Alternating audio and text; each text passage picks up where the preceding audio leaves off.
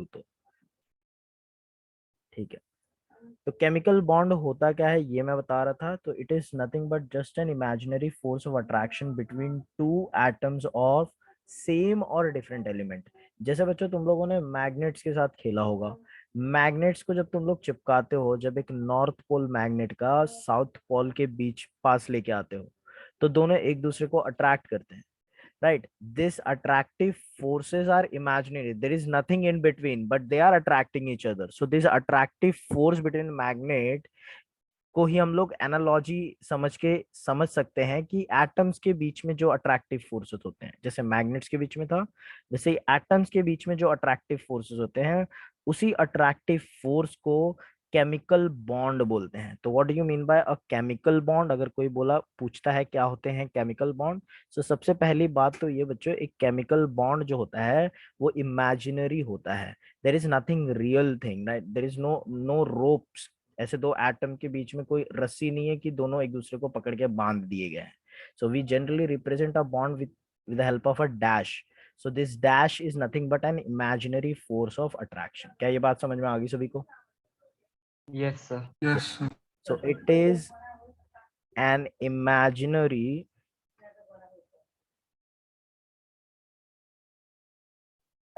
force of attraction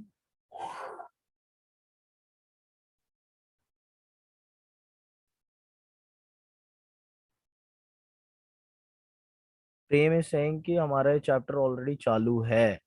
कौन पढ़ा रहा है प्रेम तेरे को? सर अंधेरी वेस्ट मॉर्निंग ब्रांच में विपिन शुक्ला सर ने स्टार्ट कर दिया था सर ये चैप्टर। तभी हुआ सर तभी स्टार्ट हुआ। सॉरी, एक एक करके बताओ बच्चों। विपिन शुक्ला सर ने कभी चैप्टर स्टार्ट हुआ? क्या क्या क्या पोर्शंस हो चुके हैं, क्या क्या पार्ट्स हो चुके हैं इस चैप्टर के? सर 29 दिसंबर को सर ने ये स्टार्ट की। ओके, और क्या हो चुका है इस चैप्टर में से? सर इसमें chemical bond, octet rule, ionization enthalpy, electron gain enthalpy, type of chemical bond, ionic bond, crystal lattice, covalent bond, formal charge, limitation of octet rule, expanded octet, overlapping तक हो गया है सर। कितने class हुए थे sir के? क्या sir? कितने क्लास हुए थे, कितने लेक्चर्स हुए थे सर के?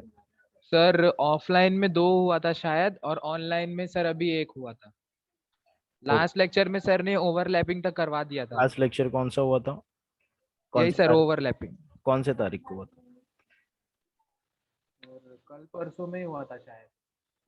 सर लास्ट वीक हुआ था, लास्ट वीक हुआ था शायद। Last week Saturday. Saturday, okay. और मेरे को सिर्फ हैंड रेस करके बताया बच्चों, किन बच्चों का ये चैप्टर स्टार्ट हो गया है या फिर कुछ पार्ट खत्म हो गया है?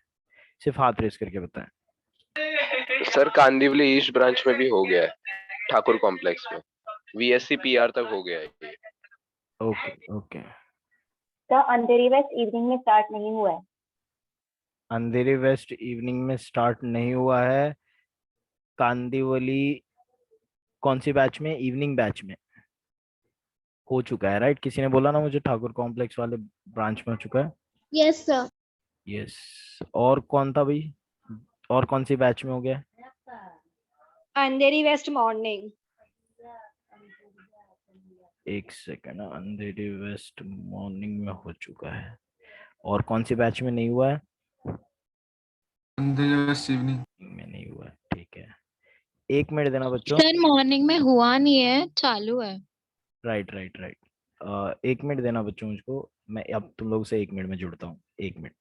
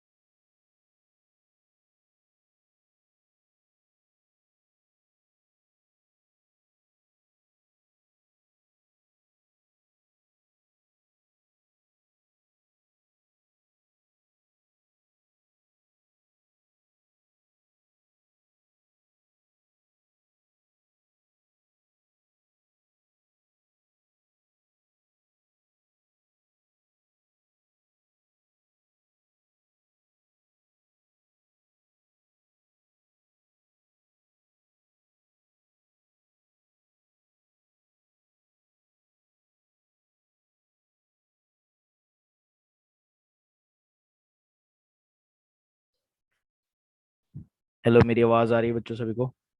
Yes, yes sir. Sir. Okay. बच्चों, रेडॉक्स रिएक्शन कितने बच्चों का हो चुका है यहाँ पे? अंधेरी वेस्ट मॉर्निंग का हो चुका है. Kandivali east evening. ओके, अंधेरी वेस्ट का हो गया, कांदिवली ईस्ट का भी हो गया। Right, just a moment.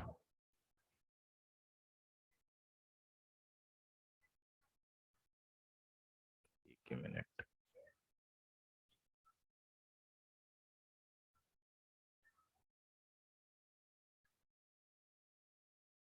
एक मिनट मुझे सिर्फ।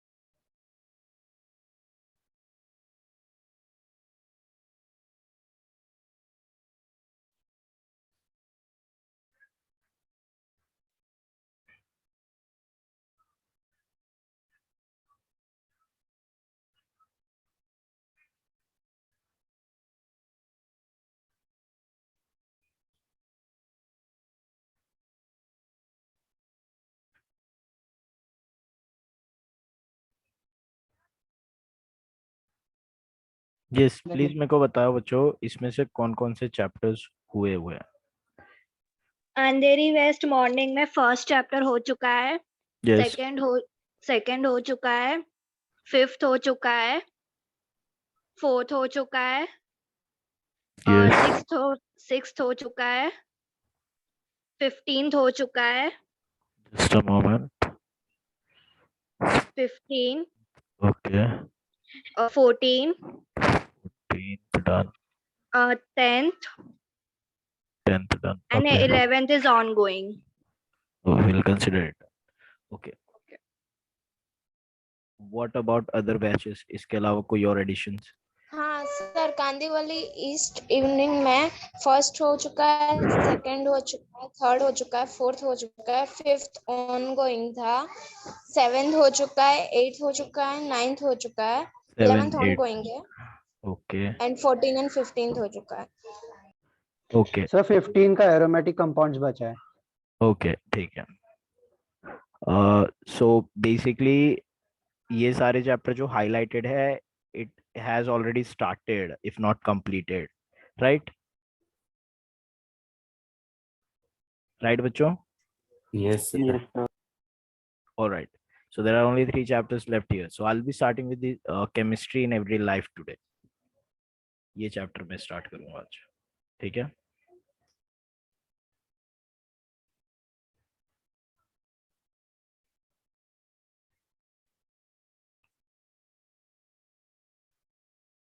Just give me a minute. सारे बच्चों को पीडी नोट वन नोट दिख रहा है यहाँ पे? Yes sir. Yes sir. Yes sir. ठीक है बच्चों,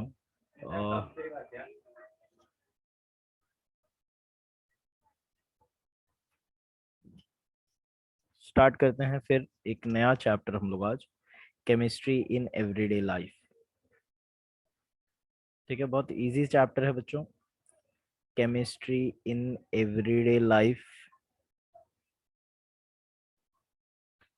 Okay, so in this chapter we are going to see 3 aspects of chemistry that we use in daily life. ठीक है, जो हम लोग रोज की जिंदगी, रोज की जरूरतों के लिए यूज करते हैं. We are going to talk about chemistry in drugs, chemistry in drugs, chemistry in food, and chemistry in cleansing agent. ठीक है, ये 3 पार्ट हम लोग डिस्कस करेंगे इस चैप्टर में, ठीक है? तो स्टार्ट करते हैं बच्चों, सबसे पहले फूड केमिस्ट्री से ही। फूड में कहाँ पे केमिस्ट्री यूज होता है वो देखेंगे। ठीक है बच्चों, देखा जाए तो हम लोग डेली केमिकल मॉलिक्यूल यूज करते हैं। ठीक है, केमिस्ट्री के बगैर तुम लोग देखोगे तो कुछ भी पॉसिबल नहीं है, राइट। जो बेसिक नेसेसिटीज हैं लाइफ की, जो फूड, शेल्टर और क्लोथ, वो तीनों ही चीज केमिस्ट्री से ही पूरी होती है इन वन वे और द अनदर वे। ठीक है, जो घर वगैरह होते हैं बच्चों, वो सीमेंट ब्रिक्स से बनते हैं, which are nothing but chemical substances. ठीक है, सीमेंट इज सिलिका। ठीक है, रेत जो होता है वो सिलिका होता है, SiO2 से बना हुआ रहता है। ठीक है, जो हम लोग कपड़े वगैरह यूज करते हैं वो कॉटन से बने हुए रहते हैं। कॉटन सेल्यूलोज होता है बच्चों, cellulose is a chemical molecule. ठीक है, इसके अलावा तुम लोग नायलॉन के कपड़े पहनते हो, नायलॉन जो है वो भी अलग अलग केमिकल सब्सटेंस से मिलता है। एप्सिलॉन कैप्रोलैक्टम से बनता है, which is a chemical molecule. ठीक है, तो बेसिकली कहने का मतलब यह है कि केमिस्ट्री से हम लोग सराउंडेड है। इस चैप्टर में हम लोग तीन चीजें पढ़ने वाले हैं। सबसे पहले हम लोग डिस्कस करेंगे फूड केमिस्ट्री के बारे में। केमिस्ट्री का फूड में क्या रोल होता है और क्या क्या केमिकल सब्सटेंस फूड में यूज होता है। बच्चों, फूड जो होते हैं हमारे बॉडी में न्यूट्रिएंट प्रोवाइड करने का काम करते हैं। What are the nutrient required for the survival of ourselves. क्या क्या चीजें चाहिए रहती है बच्चों हम लोग को लाइफ सस्टेन करने के लिए। क्या क्या? Vitamin minerals. मिनरल्स, वाइटामिन, ये तो छोटी मोटी चीजें हैं। Carbohydrates. Carbohydrates one of the nutrient that we. Yes बच्चों, अगर तुम लोगों को कुछ आंसर करना हो या फिर तुम लोगों को कुछ पूछना हो तो ये अपने आप को अनम्यूट करना है, अदरवाइज अनम्यूट ना करो अपने आप। ठीक है, तो जो न्यूट्रिएंट हम लोग को डेली लाइफ, डेली सर्वाइवल के लिए चाहिए रहता है, वो क्या क्या न्यूट्रिएंट होते हैं? कार्बोहाइड्रेट होते हैं। Carbohydrate chief source of energy for our body. Yes, what else we need? Protein and fat. Protein. चाहिए रहते हैं। Proteins are the biomolecules required by our body to I mean for survival, right. उसके अलावा glucose. Fats की, glucose, बेटा glucose जो होता है वो कार्बोहाइड्रेट के अंदर ही आ जाता है। Glucose, fructose, sucrose, maltose, lactose, starch, glycogen, ये सारे कार्बोहाइड्रेट के अंदर ही आ जाते हैं। जब तुम लोग फैट बोलते हो, लिपिड्स के अंदर आ जाते हैं। लिपिड एक बड़ी सी कैटेगरी है ऑर्गेनिक कंपाउंड के, जिसके अंदर, हाँ मैं नोट्स देने वाला हूँ, तुम लोग लेक्चर पे ध्यान दोगे बच्चों, नोट्स तुम लोगों को क्लास के बाद ही मिल जाएगा। लिपिड्स जब बोलते हो तो इसके अंदर क्या क्या चीजें आती है? फैट्स आ जाते हैं, ऑयल्स आ जाते हैं, स्टेरॉइड्स आ जाते हैं, वैक्सेस आ जाते हैं, टर्पीन्स आ जाते हैं, ये सारे कंपाउंड इसके अंदर आ जाते हैं। ठीक है, तो लिपिड्स एक मेजर कैटेगरी है जिसके अंदर ये सब कैटेगरीज आती हैं। इसके अलावा और क्या चीज होती है बच्चों जो हमारे? Fibre. Fibres, yes. Fibres actually vitamin. Body को सस्टेन, ये डाइजेस्टिव सिस्टम के अच्छे फंक्शनिंग के लिए होते हैं। So they are not actually nutrient because they get excreted out from our body. तो फाइबर्स यहाँ पे इंक्लूड नहीं करते हैं। ठीक है, vitamins, yes, vitamins are the micronutrient, they are required in very small amount for normal functioning of our body system. Next, anything else, anything which we have? Minerals. Minerals, yes, minerals are the nutrient that we need. Minerals जो होते हैं छोटे ions होते हैं, और ये molecules नहीं होते बच्चों, ये छोटे आयंस होते हैं, जैसे कि sodium ion, potassium ion, calcium ion. अलग अलग आयन अलग अलग फंक्शनिंग के लिए जरूरी होता है बच्चों। जैसे सोडियम आयन की मैं बात करूं अगर, तो सोडियम और पोटेशियम आयन ये बॉडी में सिग्नल नर्व कंडक्शन के लिए रिस्पॉन्सिबल होते हैं। Whereas calcium ion is very much important for muscle functioning. Muscles इसके बगैर काम नहीं कर पाएंगे। We can count water, but water is actually not a nutrient. It maintains the homeostasis of the body. मतलब वाटर शुगर लेवल बैलेंस करने का काम करता है। ठीक है, एक बहुत जरूरी चीज तो तुम लोग भूल रहे हो बच्चों, जो जिसके बगैर तो लाइफ ही नहीं पॉसिबल है। ठीक है, एक बार तुम लोग प्रोटीन नहीं लोगे तो कुछ दिन जी जाओगे। प्रोटीन बॉडी से निकाल दिया तो थोड़ा थोड़ा सस्टेन कर लोगे। कार्बोहाइड्रेट नहीं लिया तो जी जाओगे, लिपिड नहीं लिया तो जी जाओगे। लेकिन अगर मैं ये न्यूट्रिएंट निकाल दिया बॉडी से तो लाइफ ही नहीं है। That nutrient is called nucleic acids. Nucleic acids, हमारे बॉडी में न्यूक्लिक एसिड किस फॉर्म में होते हैं बच्चों बताओ जरा? सुना है न्यूक्लिक डीएनए और RNA. Exactly DNA deoxy ribo nucleic acid और राइबो न्यूक्लिक एसिड, ये nucleic acids they are the utmost important biomolecules in our body. ठीक है, तो हम लोग बच्चों कुछ न्यूट्रिएंट तो ऐसे जो बाहर से कंज्यूम करते हैं, कुछ न्यूट्रिएंट हमारा बॉडी ही खुद ही बना लेता है। न्यूक्लिक एसिड फॉर एग्जांपल, हमारा बॉडी न्यूक्लिक एसिड खुद ही बना लेता है from the nutrients which we consume.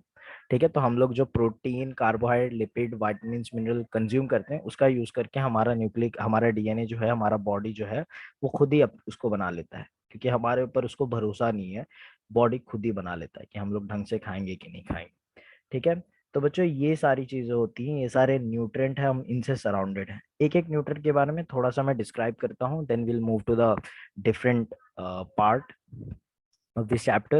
Let's talk about carbohydrate first. तो carbohydrate जो होते हैं, what are they are considered as hydrates of carbon. Hydrates of carbon, earlier they were used to defined like this, hydrates of carbon, but later on the definition has changed. Carbohydrates are no longer considered as hydrates of carbon, they are considered as polyhydroxyaldehydes or polyhydroxyketones. So basically now the carbohydrates are defined based on their structure, उनको हम define करते हैं बच्चों carbohydrate को। Carbohydrate को तुम लोग define कर सकते हो ऐसे मॉलिक्यूल्स जिसमें बहुत सारा हाइड्रोक्सी ग्रुप किसको बोलते हैं बच्चों? Alcohol. OH, right? OH group is hydroxy, right? So carbohydrates को ऐसा मॉलिक्यूल मानते हैं जिनके अंदर बहुत सारा OH ग्रुप है प्लस एन अल्डिहाइड, और बहुत सारा अल्कोहल है plus a ketone group, right? Let me draw a carbohydrate for you so that you can understand better. तो बच्चों ये एक मॉलिक्यूल है जिसको कार्बोहाइड्रेट बोलते हैं हम लोग। The structure is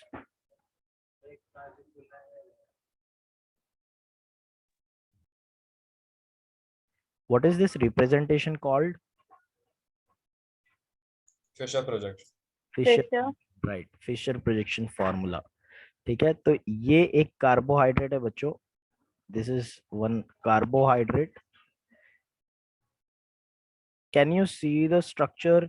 can you see how many OH group are there here? कितने सारे OH ग्रुप है ना इसमें, है कि नहीं? Right, so like can I call this molecule as a polyhydroxyaldehyde? Yes, sir. Right, polyhydroxyaldehyde.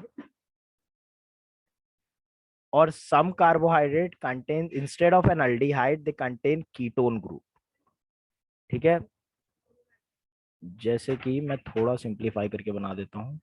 Late me draw in Fischer projection formula.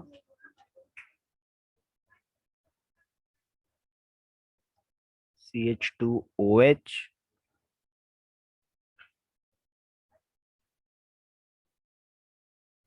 C double bond O,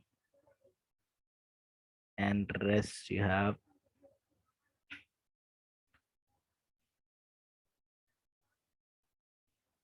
CH2OH OHH OHH OHH। ठीक है, इसको मैं क्या पॉलीहाइड्रोक्सी कीटोन बोल सकता हूँ बच्चों?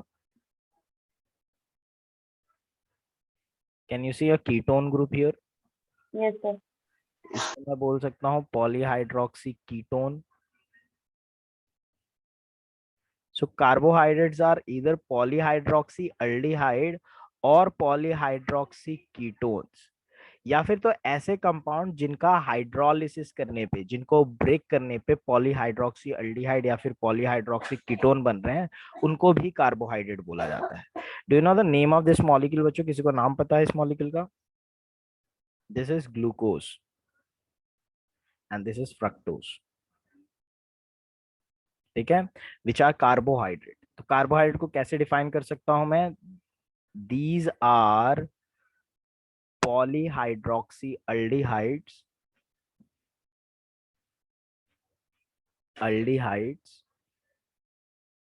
और polyhydroxy ketones।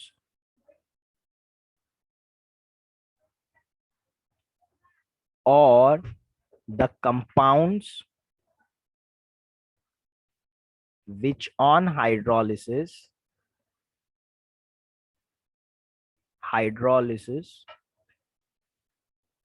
produces them.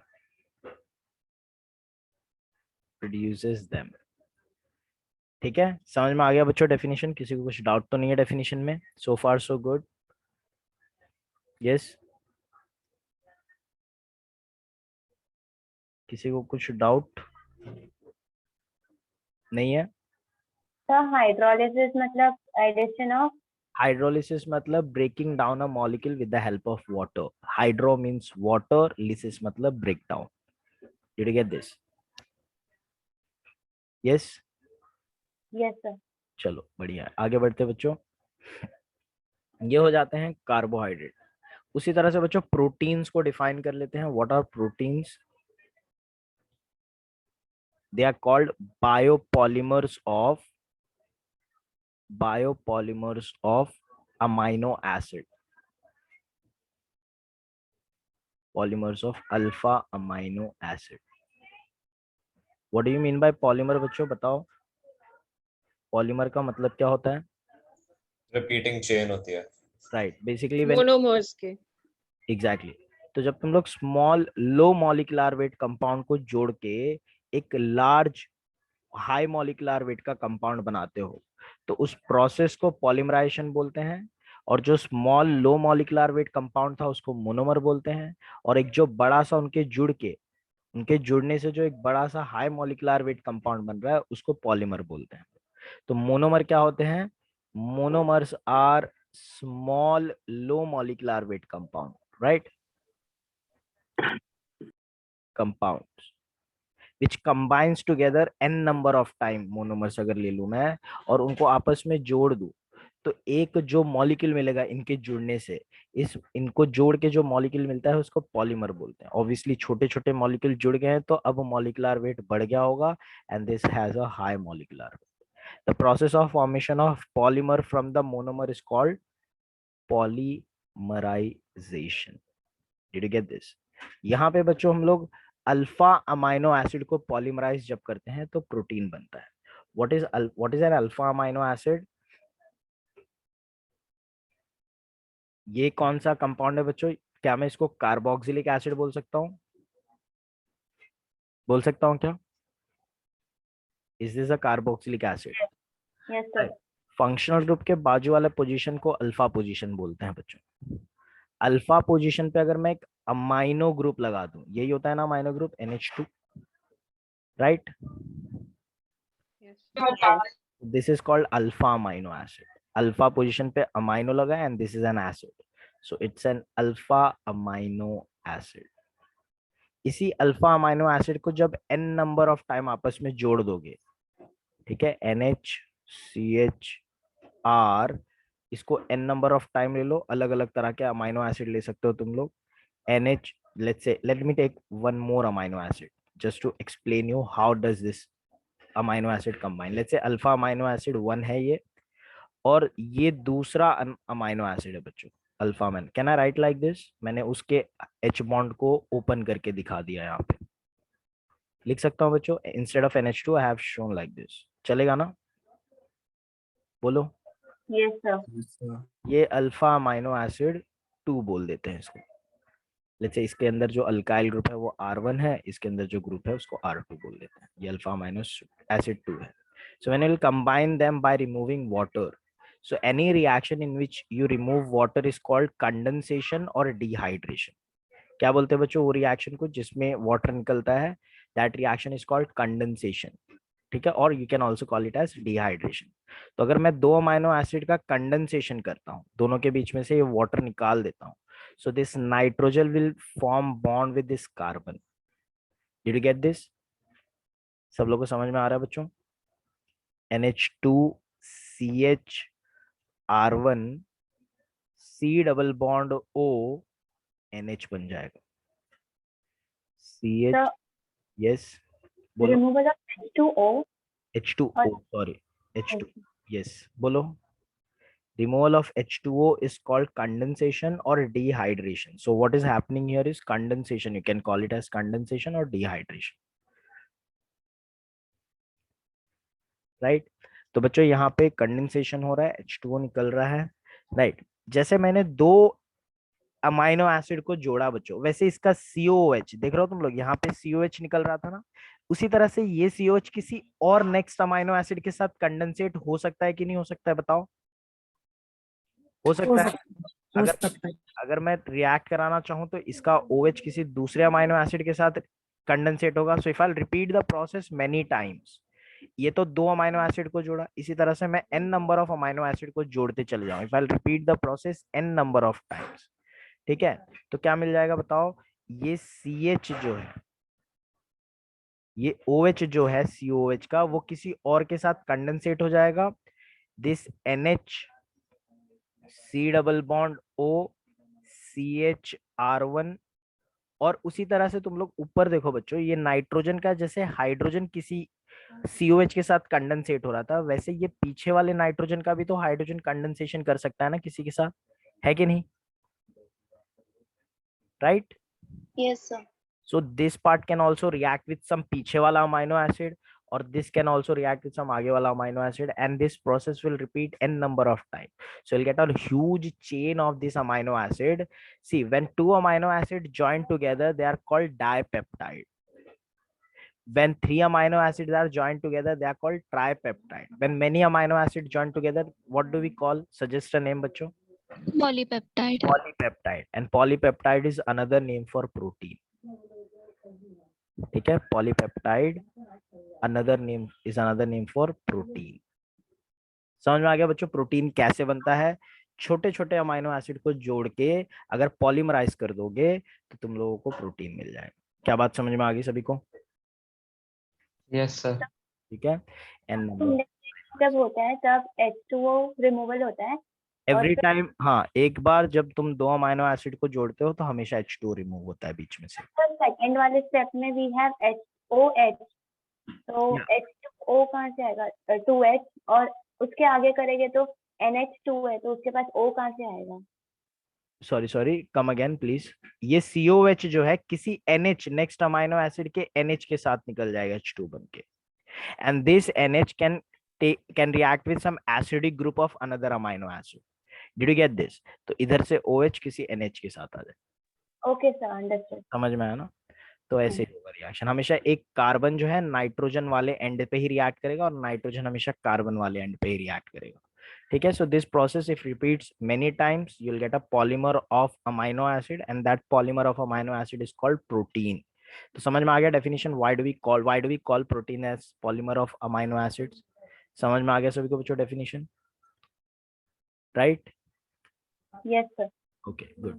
चलो बच्चों आगे बात करते हैं lipids. Lipids are such molecules which are insoluble in water. Lipids पे खास ध्यान देंगे बच्चों हम लोग। लिपिड्स में ज्यादातर जो बॉडी के अंदर लिपिड मिलता है वो फैट्स और ऑयल्स मेजर लिपिड्स होते हैं हमारे बॉडी में, फैट्स एंड ऑयल्स।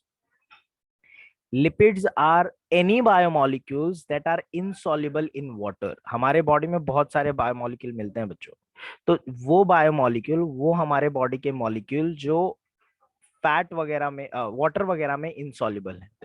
तो any biomolecule insoluble in water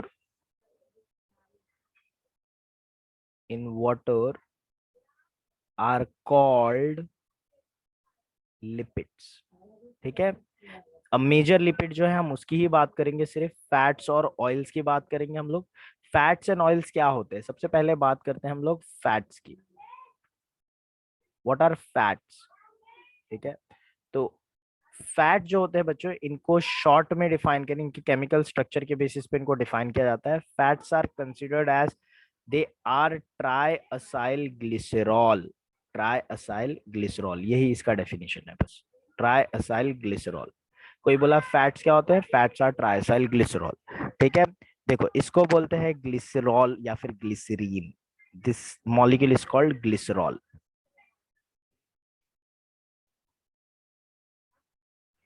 This is called glycerol.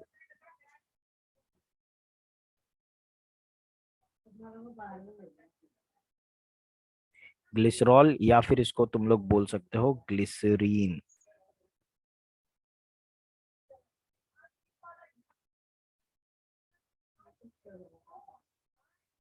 ठीक है, जब तुम लोग ग्लिसरॉल को 3 असाइल ग्रुप लगा दोगे, this group is called acyl, ये असाइल ग्रुप होता है बच्चों। ठीक है, याद रहेगा, जैसे कि फॉर एग्जांपल असाइल क्लोराइड, सबको पता है ना, इसको असाइल क्लोराइड बोलते हैं। यस, नहीं पता था तो बच्चों अब पता रखना, ये असाइल ग्रुप होता है। याद रहेगा, where are is alkyl group. Fats में जो ये अल्काइल ग्रुप होता है ना बच्चों, it is very big, 1-2 carbon का नहीं होता ना, 10 कार्बन से ऊपर का, मतलब बहुत बड़ा सा अल्काइल ग्रुप होगा बच्चों। समझ में आ रही है बात? तो असाइल ग्रुप जो होते हैं, ये अगर मैं इस ग्लिसरॉल को लगा दूं तो जो मॉलिक्यूल बन के तैयार होगा उसको ही फैट बोलते हैं। तो फैट कैसे बनेगा बच्चों? जब तुम लोग असाइल ग्रुप लगाओगे। From where you can get the acyl group? From fatty acid. Fatty acid का स्ट्रक्चर क्या होता है बच्चों? R C double bond O H. R C double bond O O H. क्या क्या बोलते हैं बच्चों इस मॉलिक्यूल को? R C double bond O O H को एनीवन? कौन सा एसिड? Carboxylic acid. This is carboxylic acid, but only if the alkyl groups are less than 10। अगर कार्बोक्सिलिक एसिड इसका नाम तभी तक है जब इसके अंदर कार्बन जो है 10 कार्बन से कम है। अगर 10 कार्बन से ज्यादा हो जाते हैं तो उसको कार्बोक्सिलिक एसिड नहीं बोलते हैं, उसको फैटी एसिड बोलते हैं। Fatty acids are nothing but carboxylic acid, but the alkyl group contains carbon greater than or equal to 10. Did you get this, everyone? Everyone get this? Yes, sir. चलो, तो याद रखना बच्चों, fatty acids are nothing but carboxylic acid but with a very big alkyl group. 10 carbon से ज्यादा का alkyl group होगा। ठीक है, तो मैं क्या लिख दूं यहाँ पे? Fatty acid.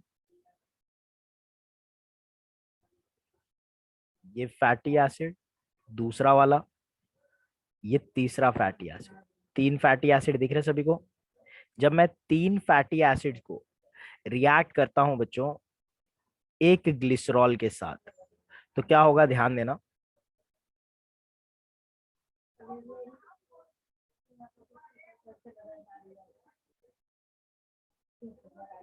ये दिख रहा है ये वाला part. So this part will go out as water molecule. कितने वाटर मॉलिक्यूल बनेंगे बच्चों, बता सकते हो तुम लोग? 3 वाटर मॉलिक्यूल, बिल्कुल सही। तो ये 3 वाटर मॉलिक्यूल साइड प्रोडक्ट बन गए 3H2O। और तुम लोग को क्या मिल जाएगा यहाँ पे? अभी जो ग्रुप बच गया है that will combine together. Just a moment, एक मिनट। हाँ, तो ये 3 वाटर मॉलिक्यूल निकल जा रहे हैं यहाँ पे।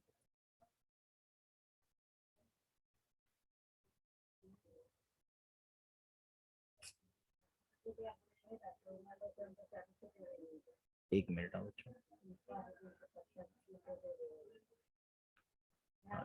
ठीक है, तो वाटर मॉलिक्यूल 3 बन के निकल जाएंगे यहाँ पे 3H2O and this carbonyl group ये ऑक्सीजन के साथ जुड़ जाएगा। ठीक है, ये ऑक्सीजन जो है इसके साथ ऐसे जुड़ जाएगा। सिमिलरली बीच वाला और सिमिलरली नीचे वाला भी ऐसे जुड़ जाएगा ऐसे।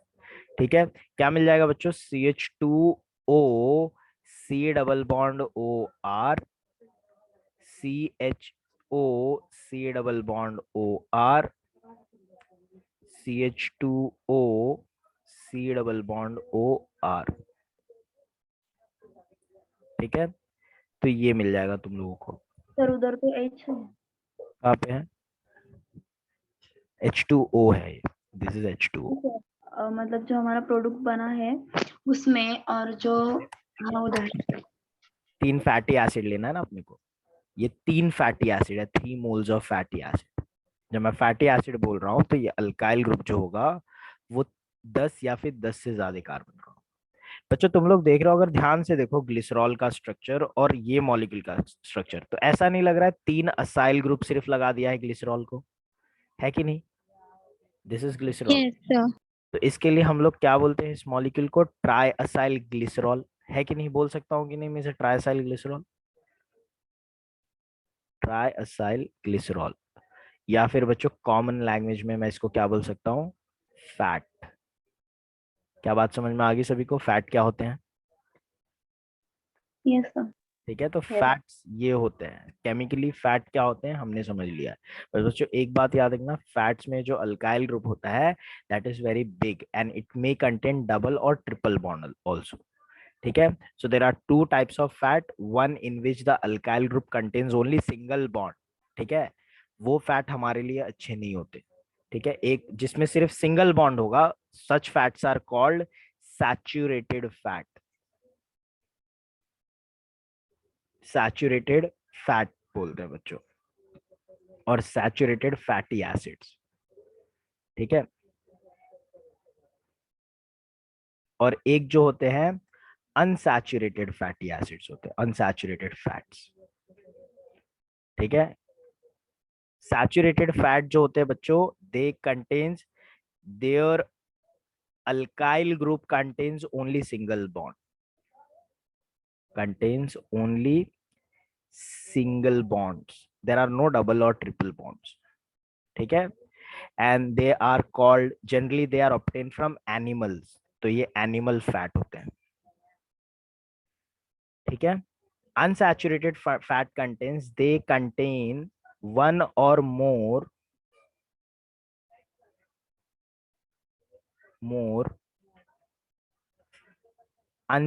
डबल और triple bond, carbon carbon double और carbon carbon triple bond in their alkyl groups.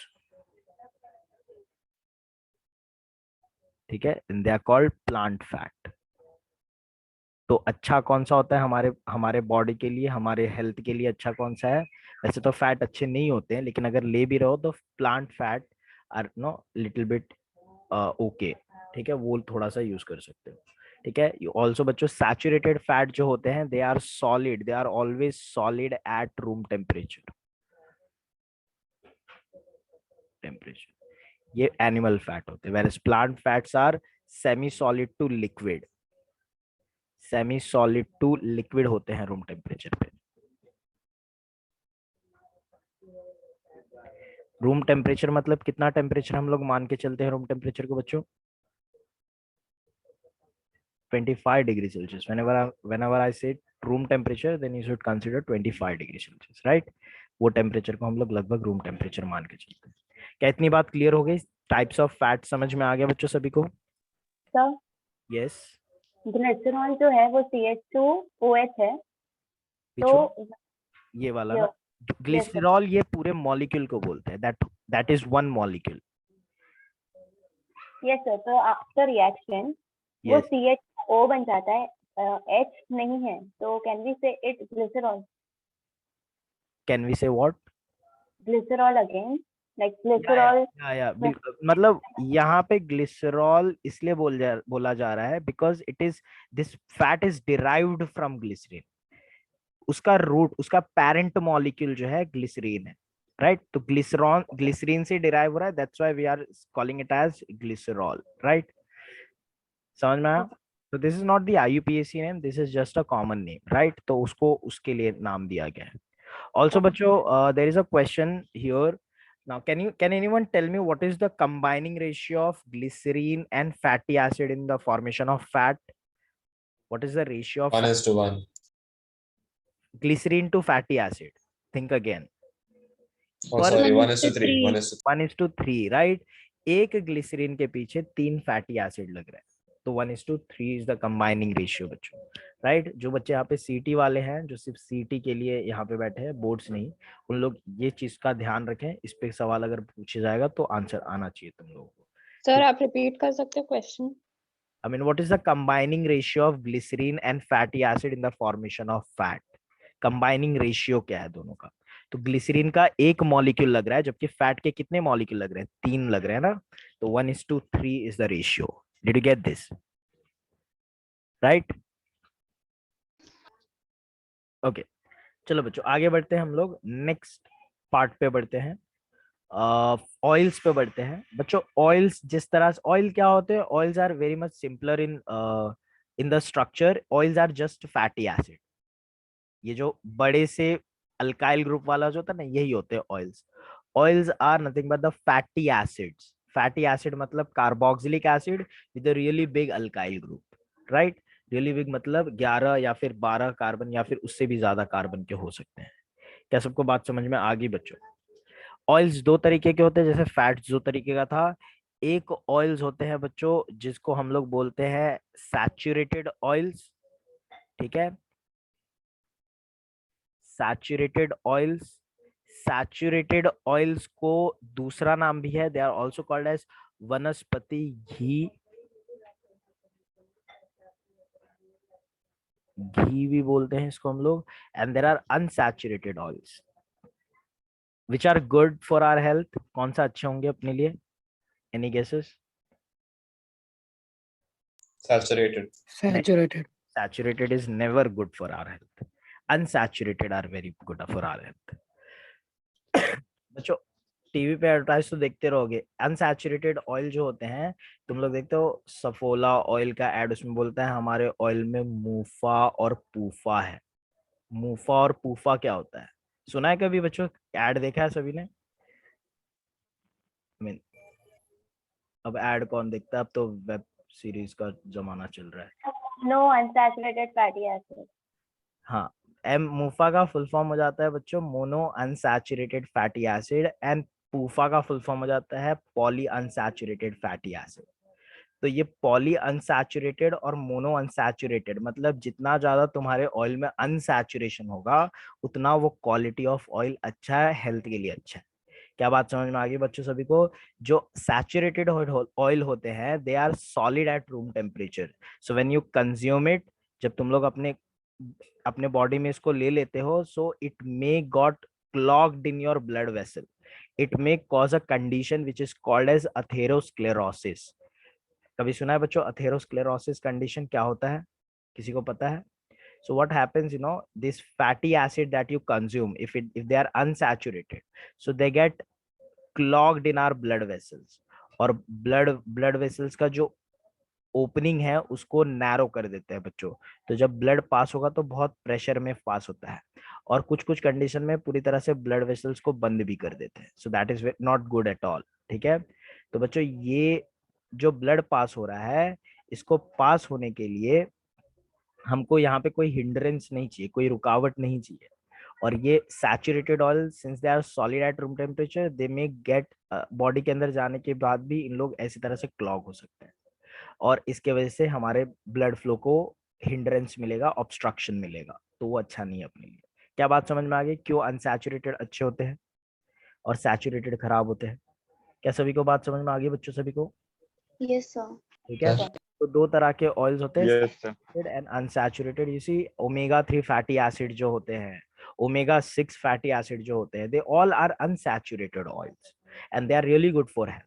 ठीक है, चलो इस बारे में ऑयल्स के बारे में थोड़ी बात मैं और करता हूँ. ऑयल्स के बारे में और थोड़ी जानते हैं हम लोग क्या होता है. बच्चों देखो, जितने भी लिपिड्स तुम लोग कंज्यूम करते हो, ठीक है, ये प्रोटीन्स के साथ हमारे बॉडी में जाके कंबाइन हो जाते हैं, और प्रोटीन के साथ कंबाइन होके ये अलग अलग तरह के लिपोप्रोटीन्स बनाते हैं. ठीक है, लिपिड्स जब मैं बोलता हूँ तो मैं फैट्स की भी बात कर रहा हूँ और ऑयल्स की भी बात कर रहा हूँ. टुगेदर मैं दोनों को साथ में लिपिड बोल रहा हूँ. तो lipids when you consume lipid, when you eat oily or fatty food, they go inside our body and they get associated with protein and forms lipoproteins. Lipids combine होते हैं किसके साथ? प्रोटीन्स के साथ, and they forms molecules called as lipoproteins. ठीक है, there are 4 types of lipoproteins: HDL, LDL, VLDL और IDL. High density lipoprotein, low density lipoprotein, very low density lipoprotein, intermediate density lipoprotein. ठीक है, तो यहाँ पे फुल फॉर्म भी लिख देता हूँ. हाई डेंसिटी लिपोप्रोटीन होते हैं, लो डेंसिटी लिपोप्रोटीन,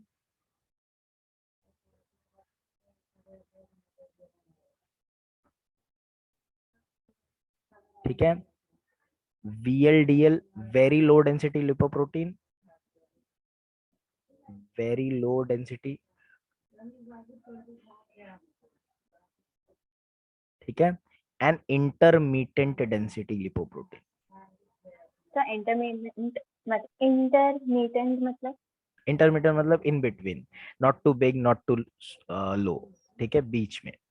समझ में आ गई बात? तो ये चारों तरह के लिपोप्रोटीन जो होते हैं बच्चों, यही लिपोप्रोटीन्स को हम लोग बोलते हैं कोलेस्टेरॉल. ठीक है, कोलेस्टेरॉल. ठीक है, ये लिपोप्रोटीन जो होते हैं आगे जाके कोलेस्टेरॉल बनाते हैं. With in combination with some steroids, they combine with steroids to form cholesterol. So ये सारे लिपोप्रोटीन जो होते हैं स्टेरॉइड्स के साथ कंबाइन होके, हमारे बॉडी में नेचुरल स्टेरॉइड्स होते हैं बच्चों, अलग से स्टेरॉइड्स नहीं लेते हम लोग, नेचुरली हमारा बॉडी भी कुछ स्टेरॉइड्स बनाता है, तो they together combine to form cholesterol. Cholesterol. ठीक है, तो कोलेस्ट्रॉल बॉडी के लिए अच्छा होता है कि खराब होता है बच्चों, बताओ जरा. अच्छा होता है सर. सारे अच्छे नहीं होते बेटा. देख, सिर्फ कोलेस्ट्रॉल अच्छी बात है, कोलेस्ट्रॉल ऐसा नहीं कि हम लोग को नहीं चाहिए, कोलेस्ट्रॉल चाहिए, लेकिन सिर्फ वही कोलेस्ट्रॉल चाहिए जो हाई डेंसिटी लिपोप्रोटीन से मिले. Only HDL can form good cholesterol, good cholesterol, and rest all can form bad cholesterol. तो हमको अगर VLDL, LDL और IDL के साथ कोलेस्ट्रॉल बन रहा है तो वो बैड कोलेस्ट्रॉल है बच्चों. क्या बात समझ में आ गई सभी को? बैड कोलेस्ट्रॉल कौन से होते हैं? ये तीन वाले, ये बैड कोलेस्ट्रॉल होते हैं. और गुड कोलेस्ट्रॉल कौन सा होता, किससे बनता है? HDL से बनता है. ठीक है, तो सर्टेन पॉइंट तक जो अच्छे रहते हैं वो गुड कोलेस्ट्रॉल होते हैं बच्चों, और बैड कोलेस्ट्रॉल तो सर्टेन पॉइंट में भी अच्छे नहीं है, थोड़े से भी अच्छे नहीं है. समझ में आ रही है बात? तो कोशिश ऐसी नहीं चाहिए कि हमारे बॉडी में HDL जाए ज्यादा. ऐसे ऐसे ऑयल्स और अच्छी क्वालिटी के जो ऑयल्स वगैरह होते हैं, जैसे ओराइजिनॉल होता है बच्चों, ओमेगा 3 फैटी एसिड होते हैं, ये बॉडी में जाके सिर्फ गुड कोलेस्ट्रॉल बनाते हैं. That is high density lipoproteins के साथ स्टेरॉइड्स जोड़ के गुड कोलेस्ट्रॉल बनाते हैं. जबकि लो डेंसिटी लिपोप्रोटीन के साथ जुड़ के जो कोलेस्ट्रॉल बनता है वो बैड होता है. It causes clogging of blood vessels and leads to a condition called as atherosclerosis. ठीक है, तो अथेरोस्क्लेरोसिस में क्या होता है बच्चों? ब्लड वेसल जो होते हैं ब्लॉक हो जाते हैं. ठीक है, समझ में आ गई बात सभी को? यस, किसी को कुछ डाउट तो नहीं है ऑयल फैट के बारे में? क्या हुआ बच्चों? कैन यू प्लीज रिपीट या द वर्ड? अथेरोस्क्लेरोसिस मैं लिख देता हूँ. Atherosclerosis is the condition in which clogging of blood vessel takes place. No, clogging हो जाता है.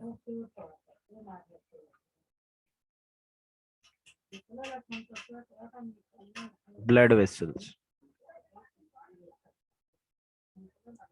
ठीक है, यस सर. ठीक है, तो ये हो जाता है बच्चों. ये तो हमने ऑयल्स के बारे में पढ़ लिया. तो हम देखें बच्चों अब तक कि जितना भी अनसैचुरेटेड फैट और ऑयल्स होते हैं, they are good for our health, and saturated are not good for our health. हाँ, इतना दिमाग में कॉन्सेप्ट बन गया बच्चों सभी के? Yes yes. How many of you got this? कितने लोग को ये चीज समझ में आई अब तक के लिए? Please raise your hand.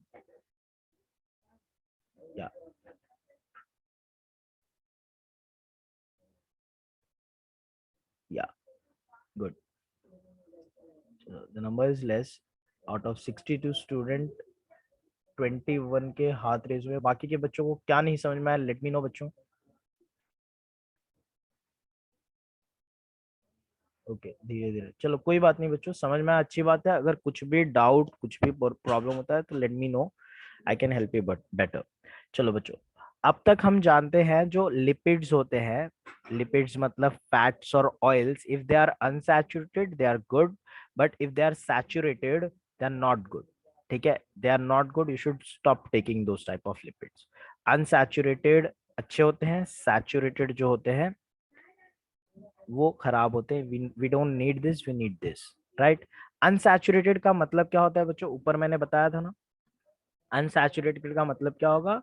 The compound का जो अल्काइल ग्रुप है दैट मे कंटेन वन और मोर अल्काइल ग्रुप, राइट? वन और मोर डबल बॉन्ड और ट्रिपल बॉन्ड। अल्काइल ग्रुप जो है उस फैट्स में या फिर जो ऑयल्स हैं उनमें लॉन्ग चेन अल्काइल ग्रुप है। तो इनके लॉन्ग चेन अल्काइल ग्रुप में जो डबल बॉन्ड है और ट्रिपल बॉन्ड है अगर प्रेजेंट रहता है तो उसको हम लोग अनसैचुरेटेड बोलेंगे। और अगर डबल बॉन्ड ट्रिपल बॉन्ड नहीं प्रेजेंट रहता है तो हम लोग उसको सैचुरेटेड बोलेंगे। सो मैं एक फैट मॉलिक्यूल यहाँ पे ड्रॉ कर रहा हूँ बच्चों, fat molecule.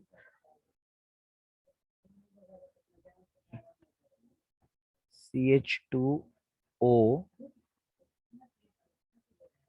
C double bond O, CHO, C double bond O, CH2O, C double bond O। ठीक है, तो अगर तुम लोग इसका स्ट्रक्चर देखोगे तो it contains a really big alkyl group.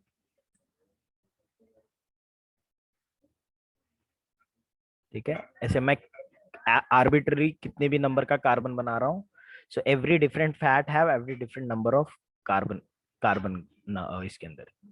मेरे को पता नहीं यहाँ पे कितने कार्बन है, मैं रैंडमली यहाँ पे कार्बन बना रहा हूँ।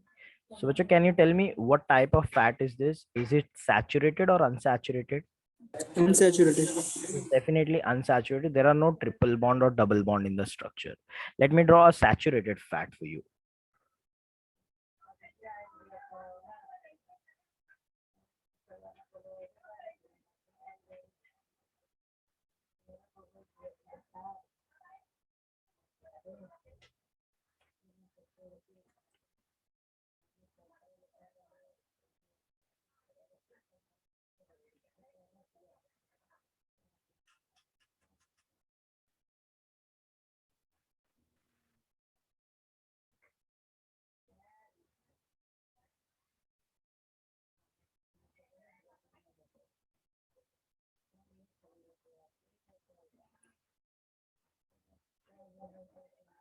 एक मिनट ना बच्चों।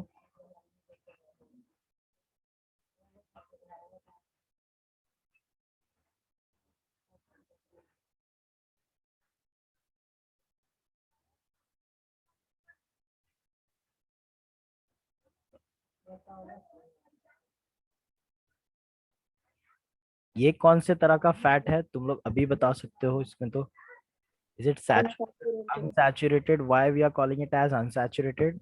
Bond. Because there is a double bond in the structure.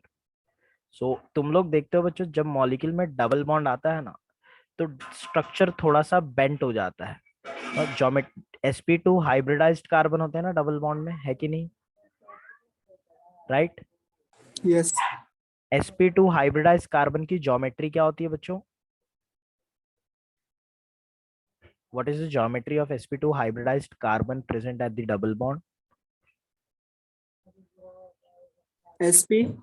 Geometry sp2 trigonal planar trigonal planar होता है। बॉन्ड एंगल कितना होता है? 120। तो we have to draw it in a way so that the bond angle looks like 120. समझ में आया बच्चों क्यों मैंने इसे बेंड करके लिखा? Right? Yes, sir. I hope सब लोगों को समझ में आ गया होगा। चलो, तो इधर पे बच्चों एक अनसैचुरेटेड फैट है। नाउ यहाँ ये स्ट्रक्चर देख के ना दो सवालों के जवाब तुम लोग को मिलेंगे।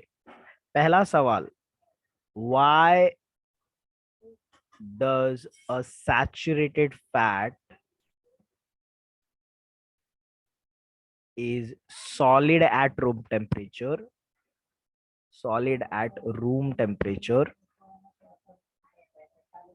but an unsaturated fat is liquid?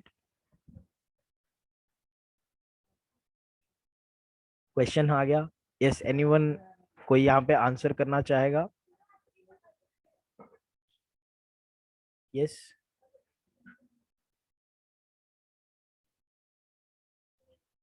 Right. So let me answer बच्चों। यहाँ पे इसका आंसर ये है बच्चों, देख रहे हो तुम लोग, अनसैचुरेशन की वजह से मॉलिक्यूल में थोड़ा सा किंक आ गया है, थोड़ा सा बॉन्ड बेंट हो गया है।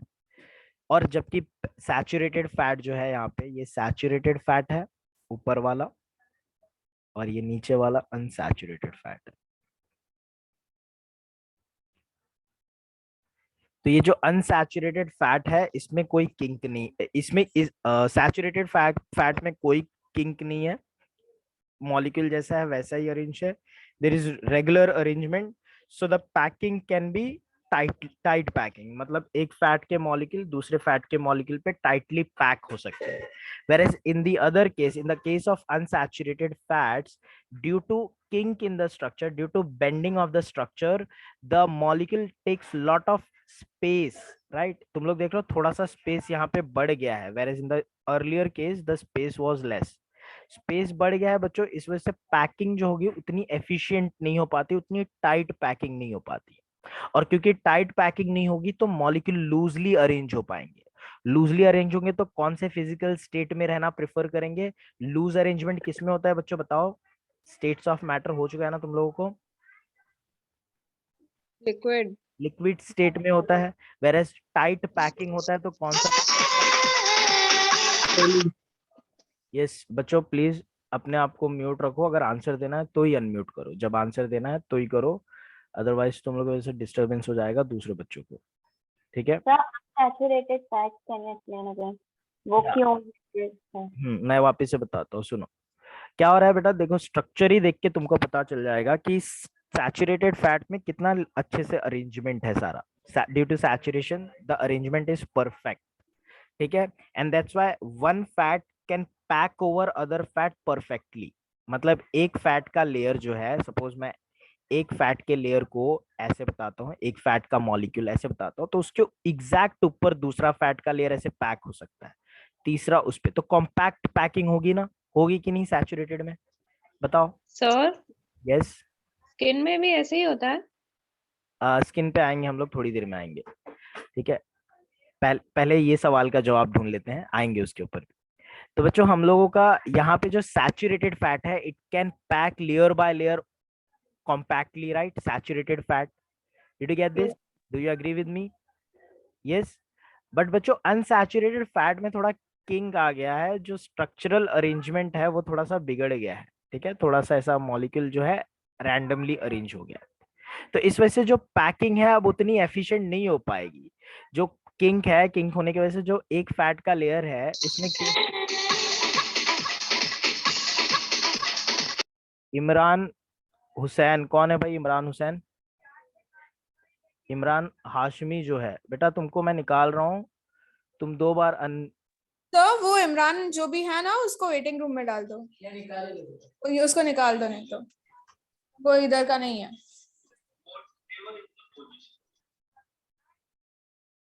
वो अपने आप ही लीव कर दिया, ठीक है? सर लॉक कर दो रूम। जस्ट अ मोमेंट, ऐसा कोई भी कैसे ज्वाइन कर रहा है यहाँ पे? चलो राइट। तो मैं बोल रहा था बच्चों, जो सैचुरेटेड फैट होता है वो क्योंकि एक परफेक्ट ऑर्डर में अरेंज है, तो एक फैट का मॉलिक्यूल दूसरे फैट के मॉलिक्यूल के साथ कॉम्पैक्टली पैक हो सकता है, वेयर एज अनसैचुरेटेड फैट में जरूरी नहीं है कि हर फैट में डबल बॉन्ड इसी पोजीशन पे होगा, एक फैट मॉलिक्यूल में यहाँ पे तो दूसरे में किधर और हो सकता है, and that's why the kink location is not fixed, and that's why the packing is not that efficient और not that compact. Did you get this? जिसका डाउट था, right?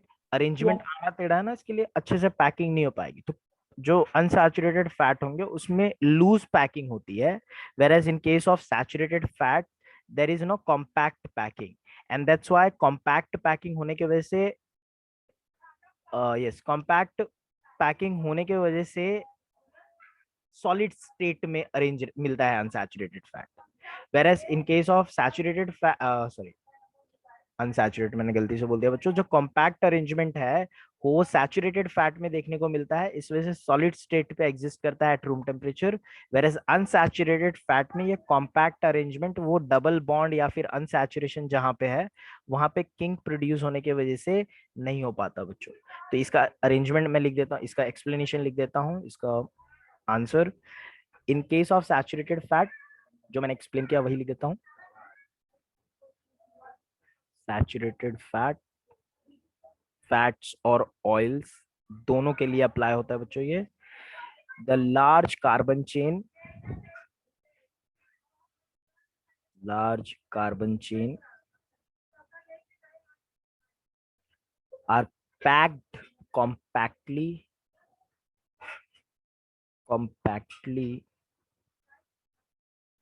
due com, sorry due to definite arrangement.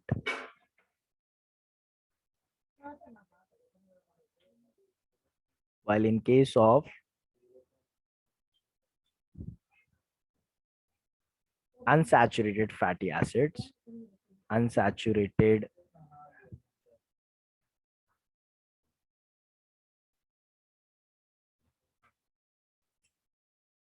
fats or oils, one or more double bonds are present. एक हो सकते हैं, एक से ज्यादा भी हो सकते हैं बच्चों. Double bond chain in the chain के अंदर डबल बॉन्ड एक या फिर एक से ज्यादा प्रेजेंट होते हैं. दिस प्रोड्यूसेस वन और मोर किंग्स, डिपेंडिंग अपॉन एक डबल बॉन्ड है कि दो डबल बॉन्ड है, उसके बेसिस पे kings in the chain which prevents molecule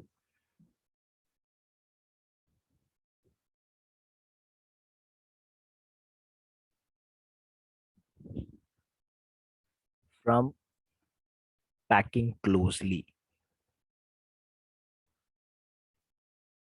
together, and that's why they exist in liquid state. Therefore they exist in liquid state.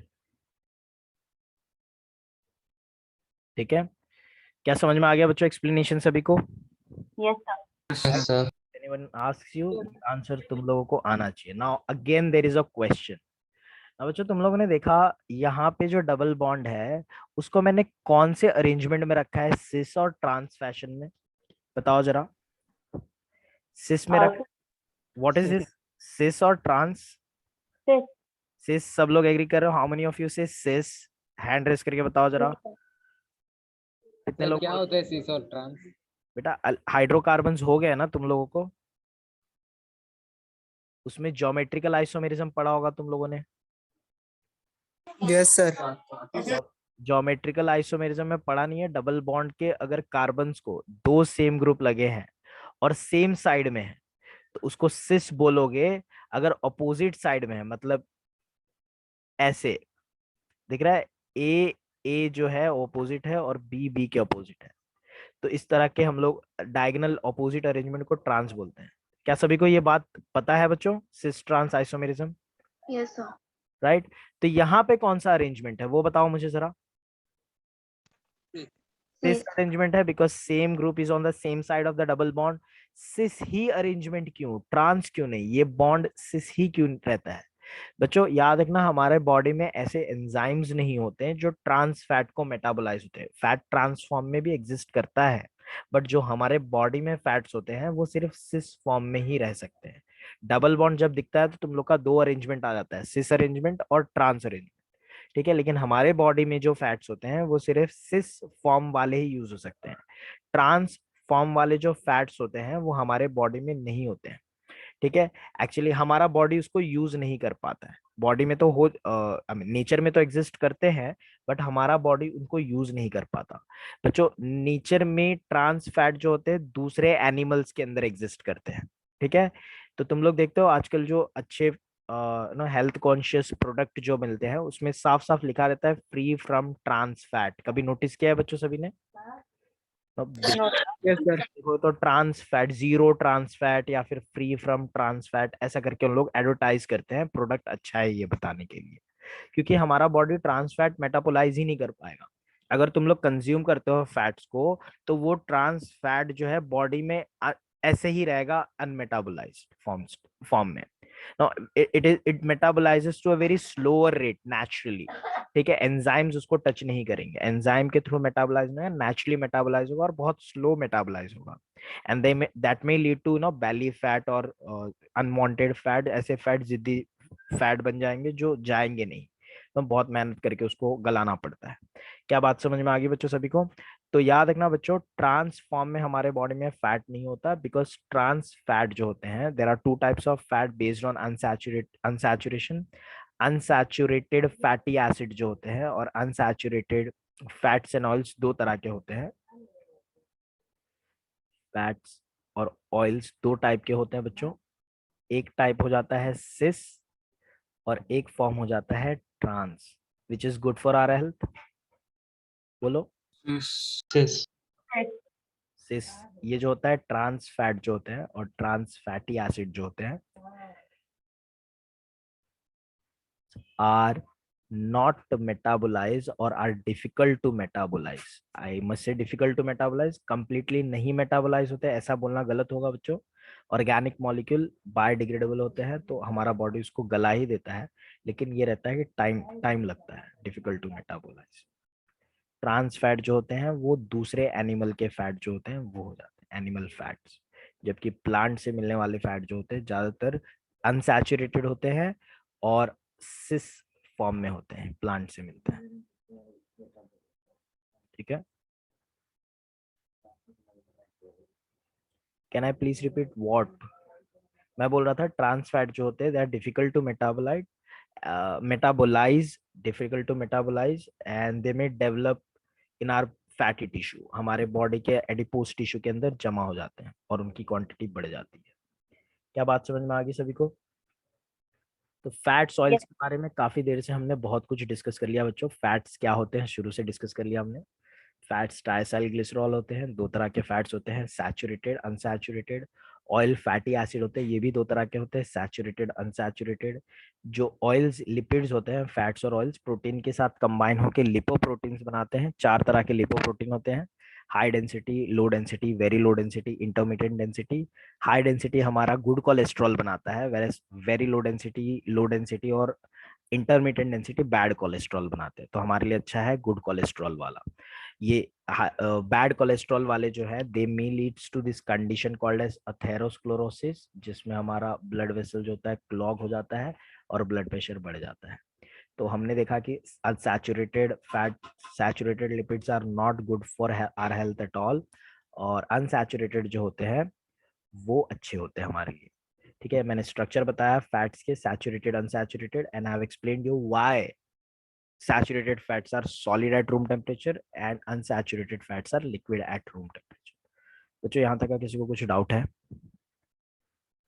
Right बच्चों, तुम लोगों ने कभी फ्राइड प्रोडक्ट, फ्राइड या फिर जो भी ऑयली फूड होते हैं जैसे कि चिप्स हो गया, या फिर दिवाली अभी रिसेंटली गया 2 महीना पहले, तो उसमें जो भी फ्राइड आइटम्स बने थे उसको तुम लोगों ने कंज्यूम किया होगा। अगर बहुत दिन के बाद खाते हो तो क्या तुम लोग को उसके टेस्ट में बदलाव नजर आता है, बदलाव फील होता है स्वाद में? फ्राइड प्रोडक्ट जो होते हैं टेस्ट थोड़े दिनों थोड़ा नरम हो जाता है, नरम भी हो जाता है और टेस्ट भी अजीब सा हो जाता है ना, थोड़ा सा अलग सा टेस्ट हो जाता है, स्मेल उसमें से आता है थोड़ा अजीब सा, ठीक है। तो ये फैट और ऑयल,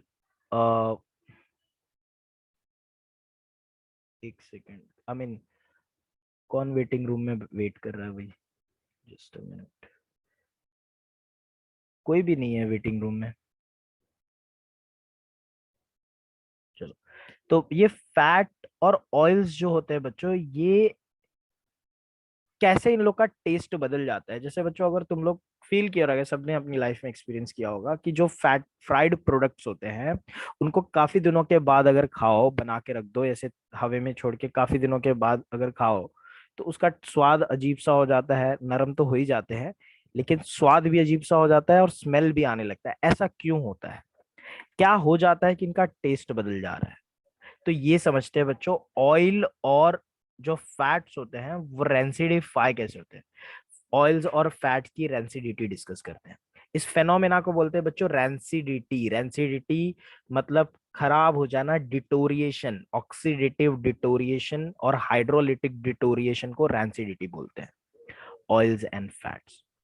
ये सिर्फ फ्राइड प्रोडक्ट में ही नहीं बच्चों, तुम लोग अगर चॉकलेट्स वगैरह देखते हो तो चॉकलेट्स अगर तुम लोग हवा में ऐसे ही छोड़ दो और एक दिन तक का छोड़ दो और अगले दिन आके उसको टच करोगे ना तो उस पर ऑयली कुछ लेयर बन जाता है, ऑयली ऑयली कुछ उसमें से सिक्रीशंस निकलते हैं ना, ग्रीजी जैसा दिखता है उसका सरफेस।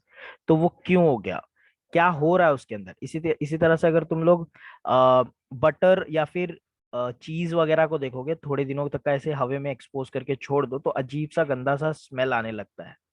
ठीक है, तो ये सारी चीजों में क्या हो रहा है, इनका टेस्ट, कलर या फिर टेक्सचर कैसे बदल जा रहा है वो हम लोग समझने जा रहे हैं। तो बच्चों ये सारी चीजों, जो चॉकलेट की मैंने बात किया, जो बटर्स और घी की बात किया, या फिर चीज की मैंने बात किया, या फिर ऑयली प्रोडक्ट जो फ्राइड प्रोडक्ट थे इनकी जो मैंने बात किया, ये सारी चीजों में एक ही चीज कॉमन है, सारे फैट्स नहीं तो ऑयल्स इनके अंदर प्रेजेंट होता है। यस, चॉकलेट्स के अंदर भी फैट्स होते हैं बच्चों। चॉकलेट जो होता है उसको स्मूथ फील हो खाने पे, उसके लिए उसके अंदर थोड़े फैट्स मिलाए जाते हैं। जो चॉकलेट होता है प्योर स्टेट में खाने लायक नहीं होता है, बहुत कड़वा होता है chocolate.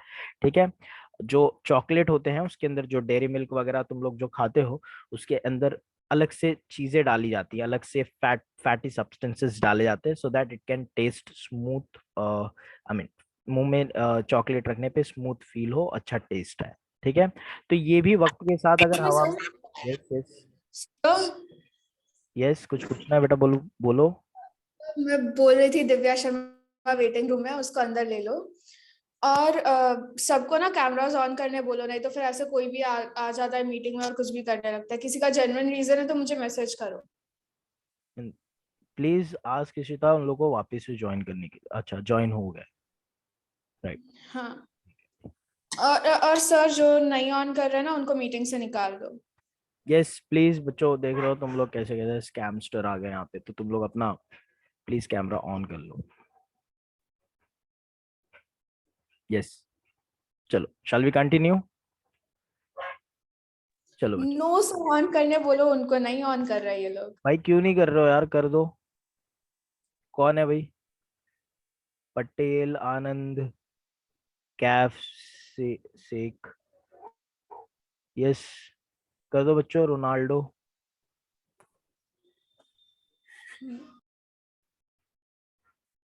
Yes, everyone please turn on your cameras.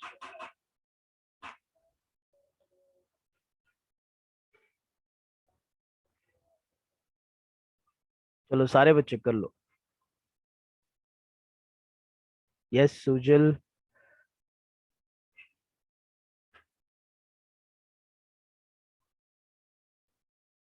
Yes Jaynam Mehta, Dhruvi, Sahil, Mahmood, please turn on your cameras. बच्चों मैं यही बोलते रहूं क्या, अभी तुम लोगों को रिक्वेस्ट करते रहो क्या, लेक्चर नहीं लूं? चलो कंटिन्यू करते हैं बच्चों। तो हमने देखा जो ऑयली फैटी सब्सटेंस जो होते हैं they become unpleasant to taste, they become no rancid to smell when they are kept in contact with air for longer duration of time. This phenomena is called as rancidity. So rancidity is what? It is nothing but the oxidative deterioration, oxidative deterioration of, sorry, of fats and oils when they are exposed to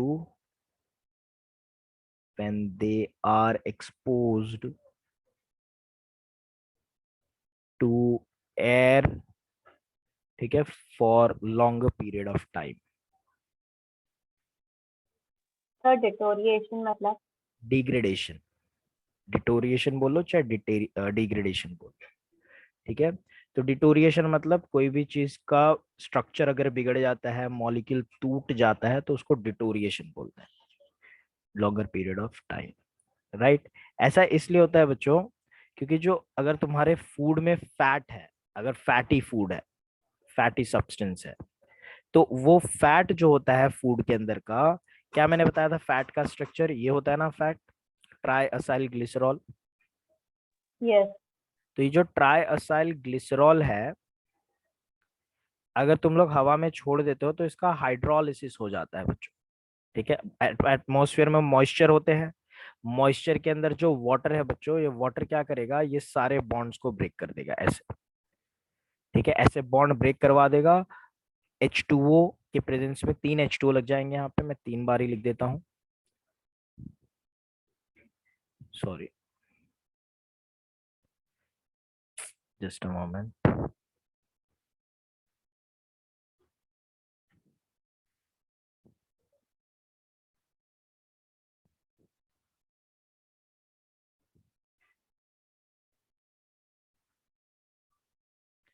ऐसे water के presence में ये molecule इस तरह से, just a moment,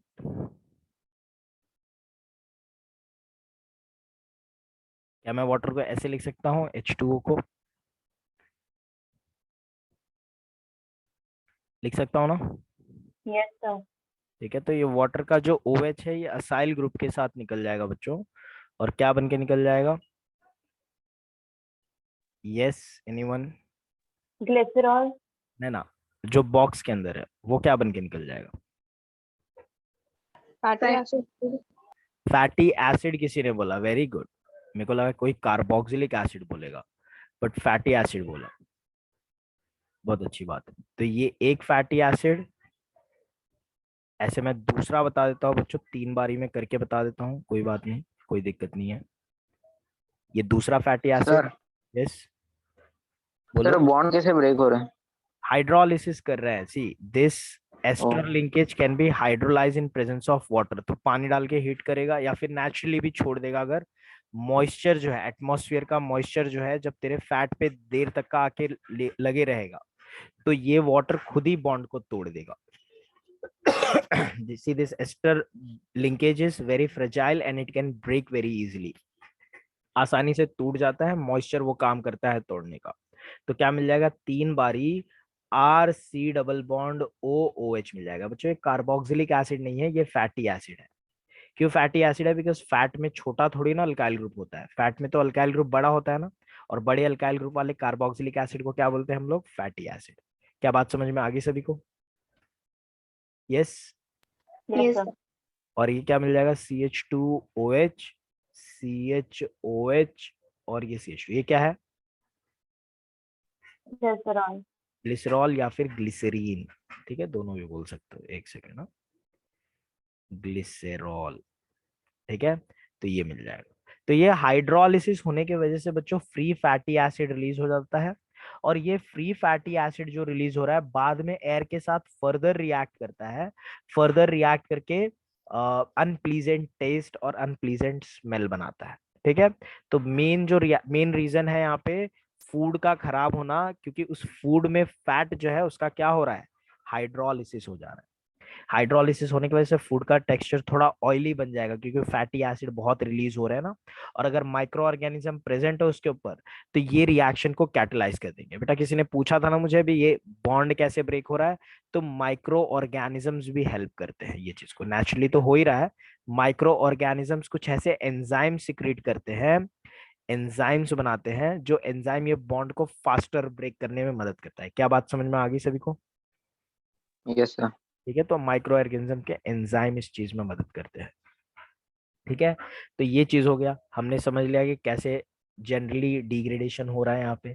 इसी तरह से चॉकलेट्स का जो डिग्रेडेशन होता है, चॉकलेट का फ्लेवर चेंज हो जाता है, तो ये सब अलग अलग रीजंस के होता है। जैसे मिल्क और बटर की मैं बात करूं, मिल्क या फिर बटर्स की मैं बात करूं, मिल्क डेयरी प्रोडक्ट्स की मैं डिग्रेडेशन की बात करूं अगर, तो डेयरी प्रोडक्ट्स जो खराब होते हैं वो इसलिए खराब होते हैं क्योंकि इनका ब्रेक डाउन होने के बाद फैटी एसिड और टूट जाता है। फैटी एसिड टूट के 4 कार्बन का ब्यूटायरिक एसिड बना लेता है, 4 कार्बन का ब्यूटायरिक एसिड, जो फैटी एसिड, जो मिल्क का फैट प्रेजेंट है बच्चों, वो ब्रेक होके क्या बना लेगा, ग्लिसरॉल और फैटी एसिड, ये तो बनेगा ही। और ये कौन मदद कर रहा है इसको बनाने में? माइक्रो ऑर्गेनिज्म के एंजाइम्स जो है, माइक्रो ऑर्गेनिजम्स के एंजाइम्स के प्रेजेंस में मॉलिक्यूल ब्रेक हो रहा है, मॉइस्चर के प्रेजेंस में फैट्स जो थे ग्लिसरॉल और फैटी एसिड में कन्वर्ट हो रहे हैं। ये फैटी एसिड जो मिल्क या फिर बटर या फिर कोई भी डेयरी प्रोडक्ट में प्रेजेंट है वो फर्दर ब्रेक होता है और ब्रेक होता है in presence of the same enzymes, break हो जाएगा और किस में कन्वर्ट हो जाएगा, 4 कार्बन का ब्यूटायरिक एसिड बना लेगा। 4 कार्बन की कार्बोक्सिलिक एसिड को ब्यूटायरिक एसिड बोलते हैं। 6 कार्बन का हेक्सेनोइक एसिड बना लेगा और 8 कार्बन के ऑक्टेनोइक एसिड बना लेंगे। 8 कार्बन वाले ऑक्टेनोइक एसिड बना लेंगे। और ये तीनों एसिड जो होते हैं इनका बहुत खराब सा स्मेल होता है बच्चों, और खराब स्मेल है, खराब टेस्ट होता है, responsible for unpleasant odour. these three carboxylic acids are responsible for unpleasant odor. ठीक है? So if we consume this, then it is harmful for health. Sorry hearty, वापस बोलना। अगर वो खराब हो जाता है उसके बाद अगर कंज्यूम कर लिया किसी ने तो वो हार्मफुल है हेल्थ के लिए और नथिंग हैपेंस। ऑब्वियसली अब हमारे लिए अच्छा तो नहीं है। पहली बात तो क्या होता है कि हमारा माइंड जो है, हमारा बॉडी जो है उसको एक्सेप्ट नहीं करने के लिए तैयार है, because that is a foreign substance for our body. हमारा बॉडी उसको लेने के लिए यूज टू नहीं है। तो पहली बात तो वॉमिट होने लगेगा। ठीक है। दूसरी बात ये हो जाता है कि ये मॉलिक्यूल क्योंकि हमारे बॉडी के लिए फॉरेन है, हमारे बॉडी के लिए नया है, तो इसके लिए हमारा बॉडी इसको लेने के लिए तैयार नहीं, तो कोई न्यूट्रिशनल वैल्यू नहीं मिलेगा। हमारे बॉडी में ऐसे एंजाइम्स नहीं है जो इनको मेटाबोलाइज कर पाए, so they will definitely cause problem to our body. समझ में आ गई बात? Yes sir. राइट, चलो आगे बढ़ते हैं। हम लोग चॉकलेट्स के डिग्रेडेशन की बात करते हैं। चॉकलेट का स्पेलिंग सही है ना बच्चों, देख लेना। ठीक है। चॉकलेट जो होते हैं इनके ऊपर कैसे, इनका डिग्रेडेशन क्यों होता है, क्योंकि इनके ऊपर कैसा, इनका डिग्रेडेशन कैसे होता है, कैसे पता चलेगा? इनके ऊपर ऑयली लेयर बन जाता है। मैंने बताया था ना, चॉकलेट को तुम लोग लेके आके थोड़ा एक्सपेरिमेंट भी कर सकते हो। कोई एक चॉकलेट खरीद के एक पीस उसका ऐसे ही साइड में छोड़ देना कुछ दिनों के लिए, और तुम लोग देखोगे उसके ऊपर एक ऑयली लेयर बन जाएगा। ठीक है। तो ऑयली लेयर क्यों बन जाता है? Because of the formation of, due to release of, जो फैटी एसिड एंजाइम ब्रेक कर रहे थे चॉकलेट के अंदर की जो फैटी एसिड्स बनते हैं, वो फैटी एसिड्स एंजाइम के प्रेजेंस में डिग्रेड हो जाते हैं। ठीक है। फैट्स जो होते हैं चॉकलेट में वो एंजाइम के प्रेजेंस में ब्रेक हो जाते हैं, हाइड्रोलाइज हो जाते हैं, and they release this fatty acids called palmitic acids, stearic acid, oleic acid, and these acids are responsible for, these are the names of fatty acids. There are different types of fatty acids depending about different number of carbons. तो ये जो होते हैं अलग अलग जो होते हैं responsible for oily layer. ठीक है, responsible for oily layer. ठीक है। इसी तरह से जो कोकोनट ऑयल होता है बच्चों, coconut oil is mainly lauric acid. Coconut oil जो होता है, ऑयल है ना, तो oil are just fatty acid, they are not triacyl glycerol. Oil is lauric acid just. Lauric acid जो है उसका भी हाइड्रोलिसिस कर देते हैं एंजाइम्स इसका हाइड्रोलिसिस कर देते हैं, एंड दे फॉर्म अ सोपी फ्लेवर वाले कंपाउंड बना लेते हैं। तो अगर तुम लोग कोकोनट ऑयल जो है उसको ओपन एयर में छोड़ देते हो कुछ दिनों तक का, और फिर उसको यूज करके, या फिर कुछ लोग कोकोनट ऑयल भी यूज करते हैं खाना बनाने में, या फिर कुछ लोग आई मीन जो कोकोनट ऑयल यूज कर रहे हैं खाना बनाने के लिए, उन लोग उस तरह के ऑयल को अगर यूज करेंगे तो ऑयल में सोपी टेस्ट आता है बच्चों, सोपी फ्लेवर आता है। ठीक है। तो ये तो एक तरीका था बच्चों एंजाइम से हाइड्रोलिसिस हो जाना। एक तरीका तो हाइड्रोलिसिस था। यहाँ पे पहला रीजन क्या बताया मैंने? हाइड्रोलिसिस। ये सब हाइड्रोलिसिस था, एक्सप्लेनेशन था। दूसरा रीजन होता है बच्चों ऑक्सीडेशन। ऑक्सीडेशन के वजह से भी फैट जो होते हैं वो डिग्रेड हो जाते हैं। ऑक्सीडेशन में क्या होता है, तुम लोगों ने देखा जो हम कंज्यूमेबल फैट्स और ऑयल्स होते हैं सारे अनसैचुरेटेड होते हैं, यही तो सीखे ना हम लोग आज की क्लास में। जो कंज्यूमेबल फॉर्म में फैट्स और ऑयल्स होते हैं वो सारे अनसैचुरेटेड होते हैं, है कि नहीं? राइट है बच्चों, बोलो। Yes sir. अनसैचुरेटेड फैट्स और ऑयल्स होते हैं। अनसैचुरेटेड फैट्स और ऑयल्स में डबल बॉन्ड होता है ना बच्चों, ठीक है, कार्बन कार्बन डबल बॉन्ड होता है। ये ऑक्सीजन जो एटमॉस्फेयर में है बच्चों, इस कार्बन कार्बन डबल, यहाँ पे मैं ऐसे बता देता हूँ, इसका मतलब बड़ा सा चेन है, यहाँ पे भी बड़ा सा चेन है। ठीक है, ये ऑक्सीजन जो है एटमॉस्फेयर में, ये इस डबल बॉन्ड के ऊपर रिएक्ट करेगा बच्चों, और इपॉक्साइड बना लेता है ऐसे, इपॉक्साइड। एक ऑक्सीजन, हाफ O2 मतलब एक ऑक्सीजन आके इपॉक्साइड बना ले रहा है। ठीक है, ये कहां से आया, एयर से आया, इपॉक्साइड बना लेता है, इपॉक्साइड बोलते हैं इस रिंग को। ये इपॉक्साइड नेचुरली अनस्टेबल होता है, तो डिग्रेड हो जाता है, टूट जाता है यहाँ से इपॉक्साइड का bond, and it may leads to formation of aldehydic group और कीटो ग्रुप। अल्डिहाइड और कीटो, ये बॉन्ड टूट के क्या बन जाता है, वहां पे अल्डिहाइडिक और कीटो ग्रुप बन जाते हैं। एल्डिहाइडिक कीटो, और एक और पॉसिबिलिटी है, अल्कीन का बॉन्ड टूटता है तो कार्बोक्सिलिक एसिड भी बन जाते हैं। तुम लोगों ने हाइड्रोकार्बन में रिएक्शन पढ़ा होगा। ठीक है, कार्बोक्सिलिक एसिड बन जाते हैं।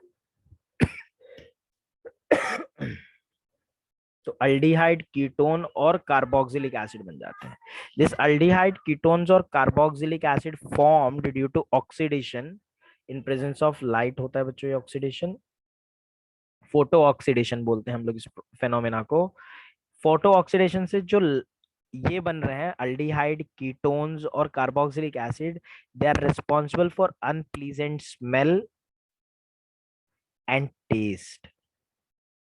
ठीक है, इसके लिए अच्छा नहीं होता। जितना ज्यादा अनसैचुरेशन, उतना ज्यादा टेंडेंसी है उसकी ऑक्सीडाइज होने की। क्या बात समझ में आ गई बच्चों सभी को? तो ऑक्सीडाइज होने की टेंडेंसी बढ़ जाती है जितना ज्यादा अनसैचुरेशन होता है। क्लियर होगी बात सभी को ये? चलो, फैट्स और ऑयल्स पे बहुत आ गए हम लोग। अब जरा बात करते हैं हम लोग इसके फ्रूट्स और वेजिटेबल्स की बात करते हैं। Fruits slash vegetables.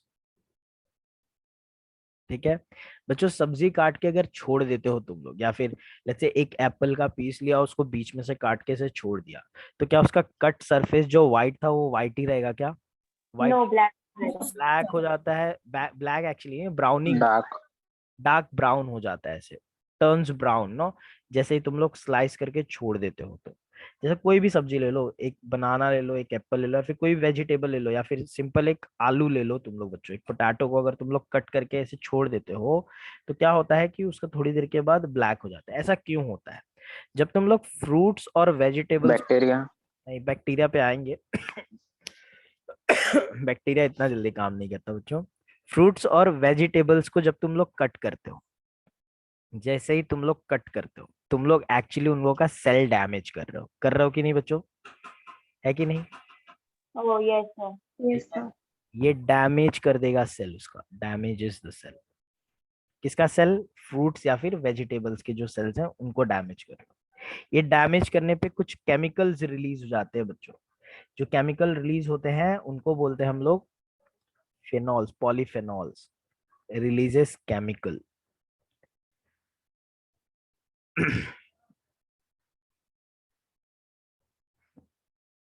ठीक है, कौन सा केमिकल स्पेसिफिकली रिलीज होता है? पॉलीफेनॉल्स, बताया ना मैंने तुम लोगों को। पॉलीफेनॉल्स, क्या स्ट्रक्चर होता है पॉलीफेनॉल्स का, वो भी ड्रॉ कर लेता हूं मैं यहाँ पे लिख देता हूँ पॉलीफेनॉल का स्ट्रक्चर, जैसे ये।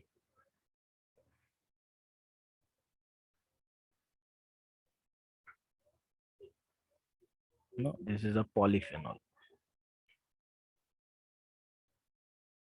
ठीक है, ये पॉलीफेनॉल जो रिलीज हो रहा है बाद में हाफ O2 के प्रेजेंस में। हाफ O2 मतलब कितना ऑक्सीजन बच्चों? एक ऑक्सीजन, राइट? सही बोल रहा हूँ? O2 मतलब कितने ऑक्सीजन होते हैं? दो। तो हाफ O2 का मतलब कितना होगा? एक ऑक्सीजन। तो वो हाफ O2 कहाँ से आ रहा है? एयर से आ रहा है। यहाँ पे हाफ O2 लिख देता हूँ। ये एयर क्या करेगा बच्चों? ये जो दो ऑक्सीजन है उनको लेके चले जाएगा, क्या बना लेगा? H2O। और ये ऑक्सीजन जो है अपना डबल बॉन्ड यहाँ पे और यहाँ पे डबल बॉन्ड बना देगा। क्या बात समझ में आ रही है सभी को? यस बच्चों, समझ में आ रहा है सभी को? ये डबल बॉन्ड, ये हाइड्रोजन गया ऑक्सीजन के साथ, ये डबल बॉन्ड यहाँ पे समझ लो चला गया, ये डबल बॉन्ड यहाँ पे आ जाएगा, और ये हाइड्रोजन वापस से लीव करके H ऑक्सीजन के साथ चल जाएगा H2 बना के। कैसा स्ट्रक्चर बन जाएगा यहाँ पे? Double bond double bond double bond इधर पे, डबल बॉन्ड इधर पे। समझ में आया कैसे बन रहा है मॉलिक्यूल? Yes sir. ठीक है, तो ये पॉलीफेनॉल से बन गया क्विनॉन। ठीक है, क्विनॉन जो होते हैं बच्चों, मैं आगे नहीं लिखता हूं, मैं नीचे लिख देता हूं ऐसे। क्विनॉन का हो जाता है बच्चों पॉलीमराइजेशन, मतलब बहुत सारे क्विनॉन आपस में जुड़ने लगते हैं, polymerisation, and they form a coloured compound called tannin. It's a big molecule, तो मैं सिर्फ नाम लिख देता हूं, तुम लोग को मॉलिक्यूल का स्ट्रक्चर याद रखने की जरूरत नहीं है। It's a brown coloured compound and this is responsible for the browning of fruit और वेजिटेबल। ये सब रिएक्शन बहुत फास्ट होता है। क्या मैं इनका बनना रोक सकता हूँ बच्चों? क्या हम लोग फ्रूट्स और वेजिटेबल्स जो ब्राउन हो रहे हैं उनको बनने से स्लो डाउन कर सकते हैं क्या ब्राउनिंग का process? So the answer is yes, you can stop the browning. Remedies का क्या है? रेमेडी मतलब इसका इलाज क्या है बच्चों ब्राउनिंग को रोकने के लिए? इसको तुम लोग अगर बच्चों नींबू का पानी, मतलब एक एक बर्तन लो, उसके अंदर नींबू निचोड़ दो, नींबू निचोड़ के उसके अंदर डाल दो तुम लोग कट फ्रूट और वेजिटेबल। ठीक है, तो वो जब तक नींबू जो रहेगा वो ऑक्सीडेशन को प्रिवेंट करता है, मतलब जो पॉलीफेनॉल अगर रिलीज भी होते हैं तो उनको ऑक्सीडाइज होने नहीं देगा। क्या बात समझ में आ गई सभी को? अगर नींबू नहीं पसंद तो सल्फर डाइऑक्साइड यूज कर सकते हो, एस्कॉर्बिक एसिड भी यूज कर सकते हो, एस्कॉर्बिक एसिड, या फिर सिट्रिक एसिड भी यूज कर सकते हो जो नींबू में मिल जाता है। सर यस, टेस्ट पे तो इफेक्ट आएगा ना सर? इफेक्ट मतलब थोड़ा टेस्ट होगा, उसको तो वॉश करके हटाया जा सकता है ना, उतना ज्यादा कोई प्रॉब्लम नहीं है। या फिर विनेगर, और बहुत ज्यादा अमाउंट में नहीं डालना है, हल्का सा डालना है सिर्फ, सो दैट ऑक्सीडेशन प्रिवेंट हो जाए। विनेगर भी ऐड कर सकते हो, या फिर स्मॉल अमाउंट में सॉल्ट भी ऐड कर दोगे तो फिर भी काम बन जाएगा। सॉल्ट वगैरह भी, हल्का सा नमक डाल दोगे तो फिर भी तुम लोग का सब्जी और फ्रूट फ्रूट जो है कट किया जो काला नहीं पड़ेगा बच्चों। समझ में आ गया पूरा मैकेनिज्म बच्चों, क्यों होता है फ्रूट ब्लैक या फिर ब्राउन? यस, बोलो बच्चों, कितने बच्चों को समझ में आ गया पूरा प्रोसेस बताओ? हैंड रेज करके बताओ। Yes, fast please.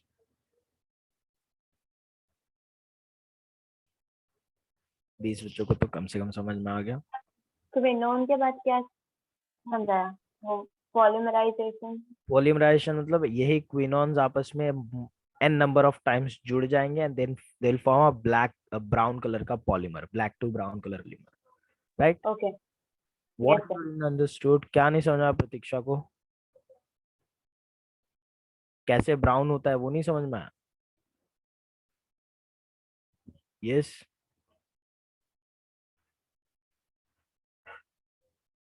भाई बताओगे तो हेल्प कर पाऊंगा मैं तुम लोगों की। सर मैं बोलूँ? यस, तो मेरे को थर्ड स्टेप समझ में नहीं आ रही इस केमिकल। भाई तेरे फ्रूट्स और वेजिटेबल्स जो हैं वो डिफरेंट डिफरेंट सेल से बने हैं। जब तू उसको कट करता है तो सेल डैमेज हो जाता है। सेल डैमेज हो गया, सेल जब डैमेज होगा तो उसके अंदर से कुछ केमिकल कंपाउंड रिलीज होते हैं।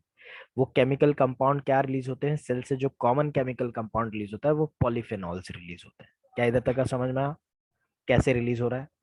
जब मैं फ्रूट और वेजिटेबल को कट कर रहा हूँ तो उसमें से कुछ सेल में से केमिकल रिलीज होते हैं। जो मोस्ट कॉमन फ्रूट और वेजिटेबल से केमिकल रिलीज होते हैं वो पॉलीफेनॉल्स होते हैं। फ्रूट्स वगैरह के अंदर पॉलीफेनॉल्स भर भर के होते हैं बच्चों। एक्चुअली ये अच्छी बात है, पॉलीफेनॉल्स हमारे बॉडी को चाहिए रहते हैं, बट जब तुम कट करो तो थोड़े तो सेल ऐसे कट ही जाएंगे। अब एकदम ऐसे तो नहीं कट करो कि सेल, दो सेल्स के बीच में से ही मेरा नाइफ पास हो रहा है, इतना तो एक्यूरेसी नहीं है हमारी, ठीक है, और इतना पतला नाइफ भी नहीं है। तो जब तुम कट करोगे तो थोड़ा तो सेल कट ही जाएगा, और जब सेल कटेगा तो उसके अंदर से पॉलीफेनॉल्स रिलीज होंगे। ये पॉलीफेनॉल जो होते हैं एयर में जो ऑक्सीजन है उसके साथ रिएक्ट कर लेते हैं। देखो ऑक्सीजन क्या करेगा, ये हाइड्रोजन और ये हाइड्रोजन अपने साथ लेके चल जाएगा H2O बना के, और जो जो दो ऑक्सीजन रिंग पे लगे हैं वो आपस में डबल बॉन्ड बना लेंगे और इस तरह से क्विनॉन बना लेंगे। क्या बात समझ में आई इधर तक की? यस। कहाँ से पॉलीफेनॉल आया वो समझ में आया, कहाँ से कैसे क्विनॉन बन रहा है ये समझ में आ गया। तो क्विनॉन किस वजह से बन रहा है? एयर में जो ऑक्सीजन है उसके वजह से। अगर एयर में ऑक्सीजन इसको ऑक्सीडाइज करे ही नहीं, पॉलीफेनॉल तो अच्छी बात है हमको तो चाहिए, लेकिन अगर पॉलीफेनॉल का ऑक्सीडेशन नहीं होगा तो क्विनॉन नहीं बनेगा, और क्विनॉन जो बन के तैयार होता है, ऐसे एक क्विनॉन जब दूसरे क्विनॉन के पास आते हैं तो आपस में एक दूसरे से जुड़ने लगते हैं एन नंबर ऑफ टाइम, और जुड़ के क्या बना लेते हैं, एक ब्राउन कलर का कंपाउंड टैनिन बना लेते हैं। और यही टैनिन बनने की वजह से तुम्हारा फ्रूट और वेजिटेबल का सरफेस जो है वो ब्राउन या फिर ब्लैक दिखता है। क्या बात समझ में आ गई सभी को? Yes sir. यस, प्रतीक्षा को समझ में आ गया? चलो ठीक है। तो इसका रेमेडी भी बता दिया, इसका इलाज भी बता दिया बच्चों। तो घर में सब्जी वब्जी जब काटोगे तुम लोग तो ये सारे प्रैक्टिसेस कर सकते हो, और इस तरह से तुम लोग का फ्रूट और वेजिटेबल जो है डार्क नहीं होगा। ठीक है, तो ये हमने देख लिया बच्चों, हमने फैट्स और ऑयल्स देख लिए हैं। हम अब जरा बात करते हैं फूड एडिटिव्स के बारे में। फूड एडिटिव्स पे जाने से पहले मैं तुम लोग को एक फैटी एसिड के बारे में बताना रह गया था, वो बताऊंगा। ओमेगा 3 फैटी एसिड क्या होता है? ओमेगा 3 फैटी एसिड का एक स्ट्रक्चर, बच्चों स्ट्रक्चर याद रख लोगे तो अच्छी बात है। ये COOH कार्बोक्सिलिक एसिड,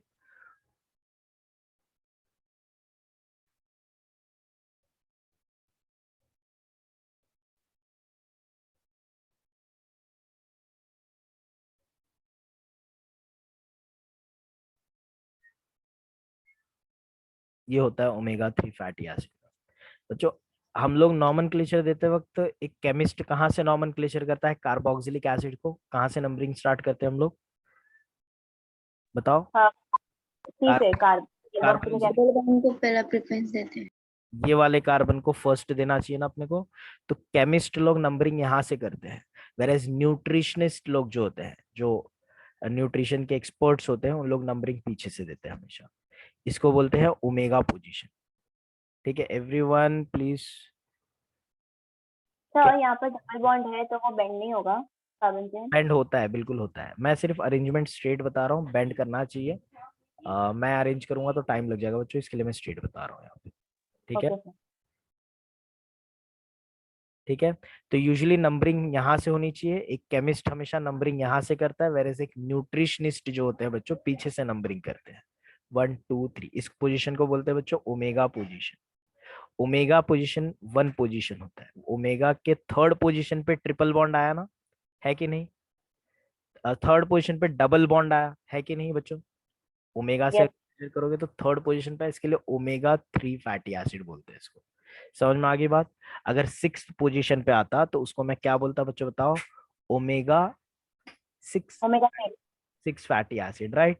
तो डिपेंडिंग अपॉन कि ओमेगा पोजीशन से कौन से साइड पे नंबरिंग हो रही है, तो एक न्यूट्रिशनिस्ट के तरीके से इसको नाम दिया गया है बच्चों। ओमेगा 3 फैटी एसिड जो होते हैं, दो तरह के फैटी एसिड होते हैं। एक तरह का अनसैचुरेटेड फैटी एसिड है ना, ये है कि नहीं? अनसैचुरेटेड फैटी एसिड है ये, और ये बहुत अच्छा होता है बच्चों ओमेगा 3 फैटी एसिड हमारे हेल्थ के लिए। इसका IUPAC नेम अगर दोगे तुम लोग तो 1 2 3 4 5 6 7 8 9 10 11 12 13 14 15, ये छोड़ देते हैं, 16 17 18। 18 कार्बन के, 18 कार्बन है ना इसमें, 18 कार्बन के अल्केन को क्या बोलते हैं बच्चों, बताओ जरा? 10 कार्बन के अल्केन को डेकेन बोलते हैं, 11 कार्बन के अल्केन को अनडेकेन। ऑक्टाडेकेन। यस ऑक्टाडेकेन बोलते हैं, बिल्कुल सही। तो ऑक्टाडेकेन का ई हटा के ऑक्टाडेकेन के सफिक्स में अपने को क्या लिखना पड़ेगा बच्चों? ओइक एसिड लिखना पड़ेगा। 3 बार डबल बॉन्ड है तो इसका नाम क्या होगा? ऑक्टाडेक। डेक लिख दूंगा, एन नहीं है बच्चों, ट्रिपल बॉन्ड है तो मतलब इन है। इन कौन कौन से पोजीशन पे है? 9 12 और 13 पोजीशन पे, 9 12 15। 15 पे है। तो 3 बार इन है, इसके लिए ट्राई इन, ई हटा के हम लोग क्या लिखते हैं हमेशा? Oic acid, right? यही होता है ना इसका IUPAC नेम। एक कार्बोक्सिलिक एसिड का ई हटा के हमेशा ओइक एसिड लगाना होता है सफिक्स में। तो ये ओइक एसिड है जिसके 9 12 और 15 पोजीशन पे, ये देखो 9th 12th और 15th पोजीशन पे 3 ट्रिपल बॉन्ड है, इसके लिए ट्राई इनोइक एसिड इसको बोल रहे हैं। तो ये इसका नाम है बच्चों। IUPAC में इसको ऑक्टाडेका 912 ट्राइनोइक एसिड बोलते हैं, और कॉमन नेम में इसको बच्चों लिनोलिक एसिड बोलते हैं, लिनोलेनिक एसिड बोलते हैं। तो दोनों में से कोई भी नाम याद रख सकते हो तुम लोग, IUPAC आसान है तो वो याद रख सकते हो। ठीक है। ओमेगा 3 फैटी एसिड बच्चों HDL के लेवल बढ़ा देता है, तो अच्छी बात है कि खराब बात है, बताओ। अच्छी बात है। क्यों अच्छी बात है भाई? क्योंकि HDL गुड होते हैं हमारी बॉडी के लिए। HDL बढ़ा देता है, increases HDL and that is a good cholesterol. Good cholesterol, बहुत अच्छी बात है, कोलेस्टेरॉल। ठीक है, तो ये चीज हो जाती है। ये हो जाते हैं बच्चों, जो पर्सन अपने हाई ब्लड प्रेशर पे है उनको ये खाना चाहिए। कहाँ पे मिलता है, सोर्स कहाँ है ओमेगा 3 फैटी एसिड को, कहाँ पे मिल जाएगा ये तुम लोगों को? बादाम। बादाम एक सोर्स होता है, ठीक है, वी कैन कंसिडर, बट ज्यादा बड़ा अच्छा सोर्स होता है बच्चों वॉलनट्स। अखरोट जो होते हैं उसके अंदर बहुत अच्छे अमाउंट में मिलता है ओमेगा 3 फैटी एसिड। ठीक है, इसके अलावा फ्लाक्स सीड्स जो होते हैं उसके अंदर मिल जाते हैं। ठीक है, स्पेसिफिक सीड्स होते हैं।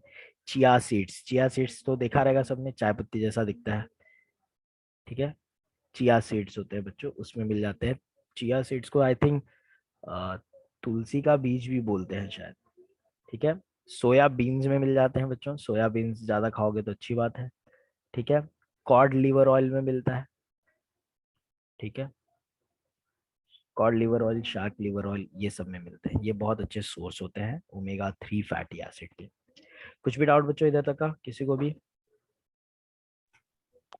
No sir. नहीं, बहुत अच्छी बात है बच्चों। चलो हम कुछ फूड एडिटिव की बात करेंगे और आज का क्लास में फूड केमिस्ट्री खत्म हो जाएगा। फूड एडिटिव्स बच्चों, फूड में ज्यादातर हम लोग दो ही चीजें ऐड करते हैं। ना मैं वो फूड्स की बात कर रहा हूँ जो पैक्ड फॉर्म में आती हैं। फूड एडिटिव में ज्यादातर हम दो ही चीजें ऐड करते हैं, एक होते हैं एंटीऑक्सीडेंट। एंटीऑक्सीडेंट तुम लोग को पता है, चल गया होगा क्यों एंटीऑक्सीडेंट डालना जरूरी है।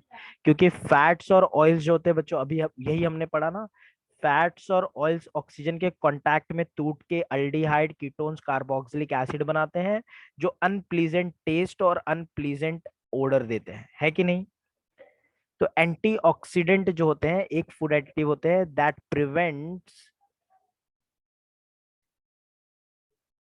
prevents the oxidative degradation of और ऑक्सीडेटिव रैंसिडिफिकेशन बोल सकता हूँ, रैंसिडिफिकेशन ऑफ। तो अपने आप को अनम्यूट रख, अब इनम्यूट रखना है सभी को, कुछ पूछना हो तो ही अपने आप को। Rancidification of fats and oils, fats and oils जो है उनका रैंसिडिफिकेशन प्रिवेंट करने का काम करते हैं। तो बच्चों ऐसे क्या एंटीऑक्सीडेंट है, दो तरह के एंटीऑक्सीडेंट होते हैं। एक होते हैं नेचुरल एंटीऑक्सीडेंट, जो नेचर में मिलता है, फूड वगैरह से ले सकते हो नेचुरल एंटीऑक्सीडेंट। और जो एक होते हैं सिंथेटिक एंटीऑक्सीडेंट। नेचुरल एंटीऑक्सीडेंट का एग्जांपल आ जाता है विटामिन ई। विटामिन ई को टोकोफेरॉल बोलते हैं बच्चों, टोकोफेरॉल इसका कॉमन नेम है। विटामिन ई जो होते हैं और टोकोफेरॉल जो होते हैं ये बहुत इफेक्टिव एंटीऑक्सीडेंट होते हैं बच्चों, जो कि ज्यादातर ऑयल्स में मिलते हैं, एडिबल ऑयल्स में। कोई भी तरह का ऑयल जो होता है उसमें टोकोफेरॉल भर के होता है। तो तुम लोग को किसी चीज को ऑक्सीडेशन से प्रिवेंट करना है तो ज्यादा ऑयल डाल दो, टोकोफेरॉल वाले ऑयल, तो वो ऑक्सीडेशन को प्रिवेंट कर देगा। ठीक है, तो एंटीऑक्सीडेंट एक्टिविटी के लिए रिस्पॉन्सिबल होते हैं। ठीक है, तो इस एग्जाम्पल एडिबल ऑयल्स के क्या आ जाते हैं, wheat germ oil, germ oil, rice bran oil. ठीक है, राइस ब्रान ऑयल होते हैं। इसके अलावा जो भी नट्स हो जाते हैं, पाम ऑयल हो गया, आमंड ऑयल हो गया, ये सब में होते हैं। इसके अलावा ग्रीन लीफी वेजिटेबल्स में भी तुम लोग को टोकोफेरॉल मिल जाएगा। ठीक है, तो एंटीऑक्सीडेंट जो होते हैं, नेचुरल एंटीऑक्सीडेंट खाने से सिर्फ ये है, फैट्स और ऑयल्स सिर्फ सड़ने से बच नहीं जाते बच्चों, इसके अलावा तुम लोगों का जो स्किन वगैरह होता है वो एज नहीं होता, मतलब झुर्रियां वगैरह नहीं पड़ती। अगर एंटीऑक्सीडेंट अच्छे अमाउंट में तुम लोग ले रहे हो तो थोड़ा हमेशा अपनी उम्र से 1-2 साल यंग ही दिखोगे। ठीक, तो एंटीऑक्सीडेंट जो होते हैं they have anti ageing effect, they increases the longevity of life.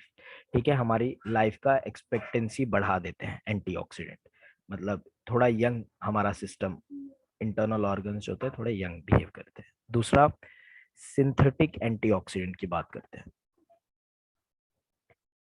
Synthetic मतलब जो नेचर में नहीं है, इसको लैब में बनाया गया है। ऐसे दो हमको याद रखना है।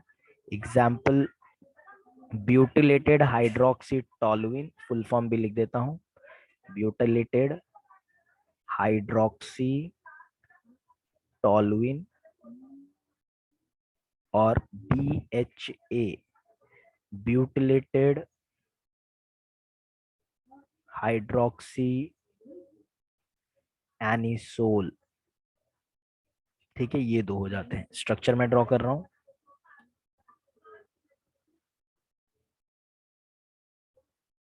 ये बच्चों तुम लोग का मिथाइल हाइड्रोक्सी ग्रुप है। टॉलुइन क्या होता है? यस, कोई बोल रहा था। टोलुइन पे मतलब बेंजीन के ऊपर मिथाइल ग्रुप होता है ना, टोलुइन। यस, ये हो गया टॉलुइन, और OH लगा दिया तो ये हो गया हाइड्रोक्सी टॉलुइन। हाइड्रोक्सी टॉलुइन को ब्यूटाइल ग्रुप में लगा दूं अगर, आइसोब्यूटाइल ग्रुप, तो ये हो गया ब्यूटिलेटेड हाइड्रोक्सी टॉलुइन। समझ में आ रही है बात? तो ये दो ब्यूटाइल ग्रुप लगा देना। ठीक है, तो टॉलुइन था, उसको ब्यूटाइलेट कर दिया तो ये स्ट्रक्चर हो जाता है BHT का। और BHA का स्ट्रक्चर कैसा होता है? ब्यूटिलेटेड हाइड्रोक्सी एनिसोल बोलते हैं इसको। तो ये ब्यूटाइल ग्रुप है। एनिसोल में OCH3 ग्रुप होता है, दिस इज एनिसोल। ये OH लगा दोगे तो हाइड्रोक्सी एनिसोल, और ये ब्यूटाइल ग्रुप लगा दिया तो ब्यूटिलेटेड हाइड्रोक्सी एनिसोल। एक ही ब्यूटाइल ग्रुप होता है BHA में। तो ये जो दोनों हैं इनको हम कहाँ पे यूज करते हैं? इनको फूड्स और पैक्ड फूड्स और कॉस्मेटिक्स वगैरह के अंदर प्रिजर्वेटिव जैसा यूज करते हैं, एंटीऑक्सीडेंट जैसा यूज करते हैं। क्या बात समझ में आ गई सभी को? Yes yes sir. तो आज की क्लास में हमने फूड केमिस्ट्री देखा है। आने वाले क्लासेस में हम लोग मेडिसिनल केमिस्ट्री और chemistry of cleansing agent discuss करेंगे। क्या बात समझ में आ गई सभी को? इसके नोट्स मिल जाएंगे, इसके नोट्स मैं दे दूंगा, लेकिन नेक्स्ट क्लास में जब आ रहे हो तुम लोग उसके पहले इस क्लास का जो भी पढ़ाया हुआ है इसका अपना खुद का नोट्स टेक्स्ट बुक से बनाना है। क्या बात समझ में आ गई सभी को? तो ये सर नोट आपके नोट्स की थोड़ी मदद तो ले सकते हैं ना? हाँ, मेरे नोट्स की मदद ले लो, अपने टेक्स्ट बुक की नोट ले लो, लेकिन अपना एक रिटर्न नोट्स चाहिए एज अ होमवर्क। सभी को समझ में आ गया? सभी को homework? Yes sir. Yes sir. ठीक है बच्चों, नेक्स्ट क्लास में मिलते हैं, तब तक के लिए ख्याल रखो। Good night, take care, bye. Hello sir. बोलो मयंक। सर आपने वो क्या बोलते हैं, हाँ वो फ्राइड फूड्स का कुछ बताया था ना, उसमें मेरा थोड़ा नेटवर्क इशू था और कुछ ज्यादा समझा नहीं मेरे को, फिर से रिपीट करेंगे क्या? फ्राइड फूड में बताया था, जो फ्राइड फूड होते हैं वक्त के साथ साथ खराब हो जाते हैं। हाँ सर वही। इसलिए खराब हो जाते हैं क्योंकि उनका जो फैट्स और ऑयल कंटेंट होता है उसका या फिर तो हाइड्रोलिसिस हो जाता है या फिर तो ऑक्सीडेशन हो जाता है। हाइड्रोलिसिस होने पे क्या होता है? फैट्स का अगर हाइड्रोलिसिस करेगा तो फैट्स यहाँ से ब्रेक हो जाता है एंजाइम के प्रेजेंस में, and it leads to the formation of fatty acids and glycerol. This fatty acid gives offensive taste and smell. ये फैटी एसिड का फर्दर ब्रेकडाउन होता है अलग अलग तरह के फूड प्रोडक्ट में। अगर मिल्क या फिर बटर है तो एंजाइम उस फैटी एसिड्स को और तोड़ देता है 4, 6 और 8 कार्बन के छोटे कार्बोक्सिलिक एसिड में, जो अनप्लीजेंट स्मेल देते हैं। जबकि चॉकलेट में जो फैट के साथ फैट के ब्रेकडाउन होने पे जो फैटी एसिड रिलीज होता है, that is responsible for oily layer, whereas in case of coconut oil which specifically contain lauric acid, it may lead to the formation of compounds which gives soapy flavor to the oil. समझ में आ गई बात इधर तक का? समझा। ठीक है, ऑक्सीडेशन दूसरा मैकेनिज्म है जिससे फैट्स खराब हो जाते हैं। ऑक्सीजन जो एयर में प्रेजेंट है वो हमारे अनसैचुरेटेड फैट्स और ऑयल्स में जहां पे डबल बॉन्ड होता है उसी पार्ट पे आके अटैक करके इपॉक्साइड्स बनाते हैं, और ये इपॉक्साइड जो होते हैं अनप्लीजेंट टेस्ट प्रोड्यूस और या फिर अनप्लीजेंट स्मेल प्रोड्यूस करने वाले कंपाउंड्स बनाते हैं, जो कि ज्यादातर अल्डिहाइड, कीटोन्स या फिर कार्बोक्सिलिक एसिड होते हैं। क्या बात समझ में आ गई? समझा सर। बस यही चीज बताई है। इसके बाद तो फ्रूट्स वेजिटेबल्स पे आ गए थे हम लोग। ठीक है, थैंक यू सर। ओके चलो नेक्स्ट क्लास तो, में। तो ऐसा एप्पल हम लोग खाते हैं, हाँ वो बोलो। डायरेक्ट खाए तो वो एयर के कांटेक्ट में नहीं आता, इसीलिए वो गुड है, अच्छा है। नहीं वापस सॉरी। क्योंकि आपने बोला कि वो जब एयर के कांटेक्ट में आता है हाँ और लेयर ब्रेक हो जाता है। हाँ तो ब्राउनिंग होता है उसका। तो ओके क्या तो हाँ, तो अगर वो ब्राउनिंग ना हो तो वो अच्छा है हेल्थ के लिए, और अगर ब्राउनिंग हो तो वो कुछ इफेक्ट होता है। नहीं, ब्राउनिंग अगर हो भी गया तो फिर भी कुछ खास इफेक्ट नहीं होता। Tannins are not harmful for our body. It is just कि अच्छा लिखता नहीं, अपीलिंग नहीं लगता ना, गंदा दिखने लगता है वो, तो खाने का मन नहीं होता फिर उसको। बट इतना खराब नहीं है वो, because there are no microorganisms involve, कुछ अलग गंदा कंपाउंड नहीं है टैनिन। समझ में आ गई बात? Yes sir. चलो थैंक यू सर। ठीक है बच्चों, मिलते हैं नेक्स्ट क्लास में। बाय। Thank you sir.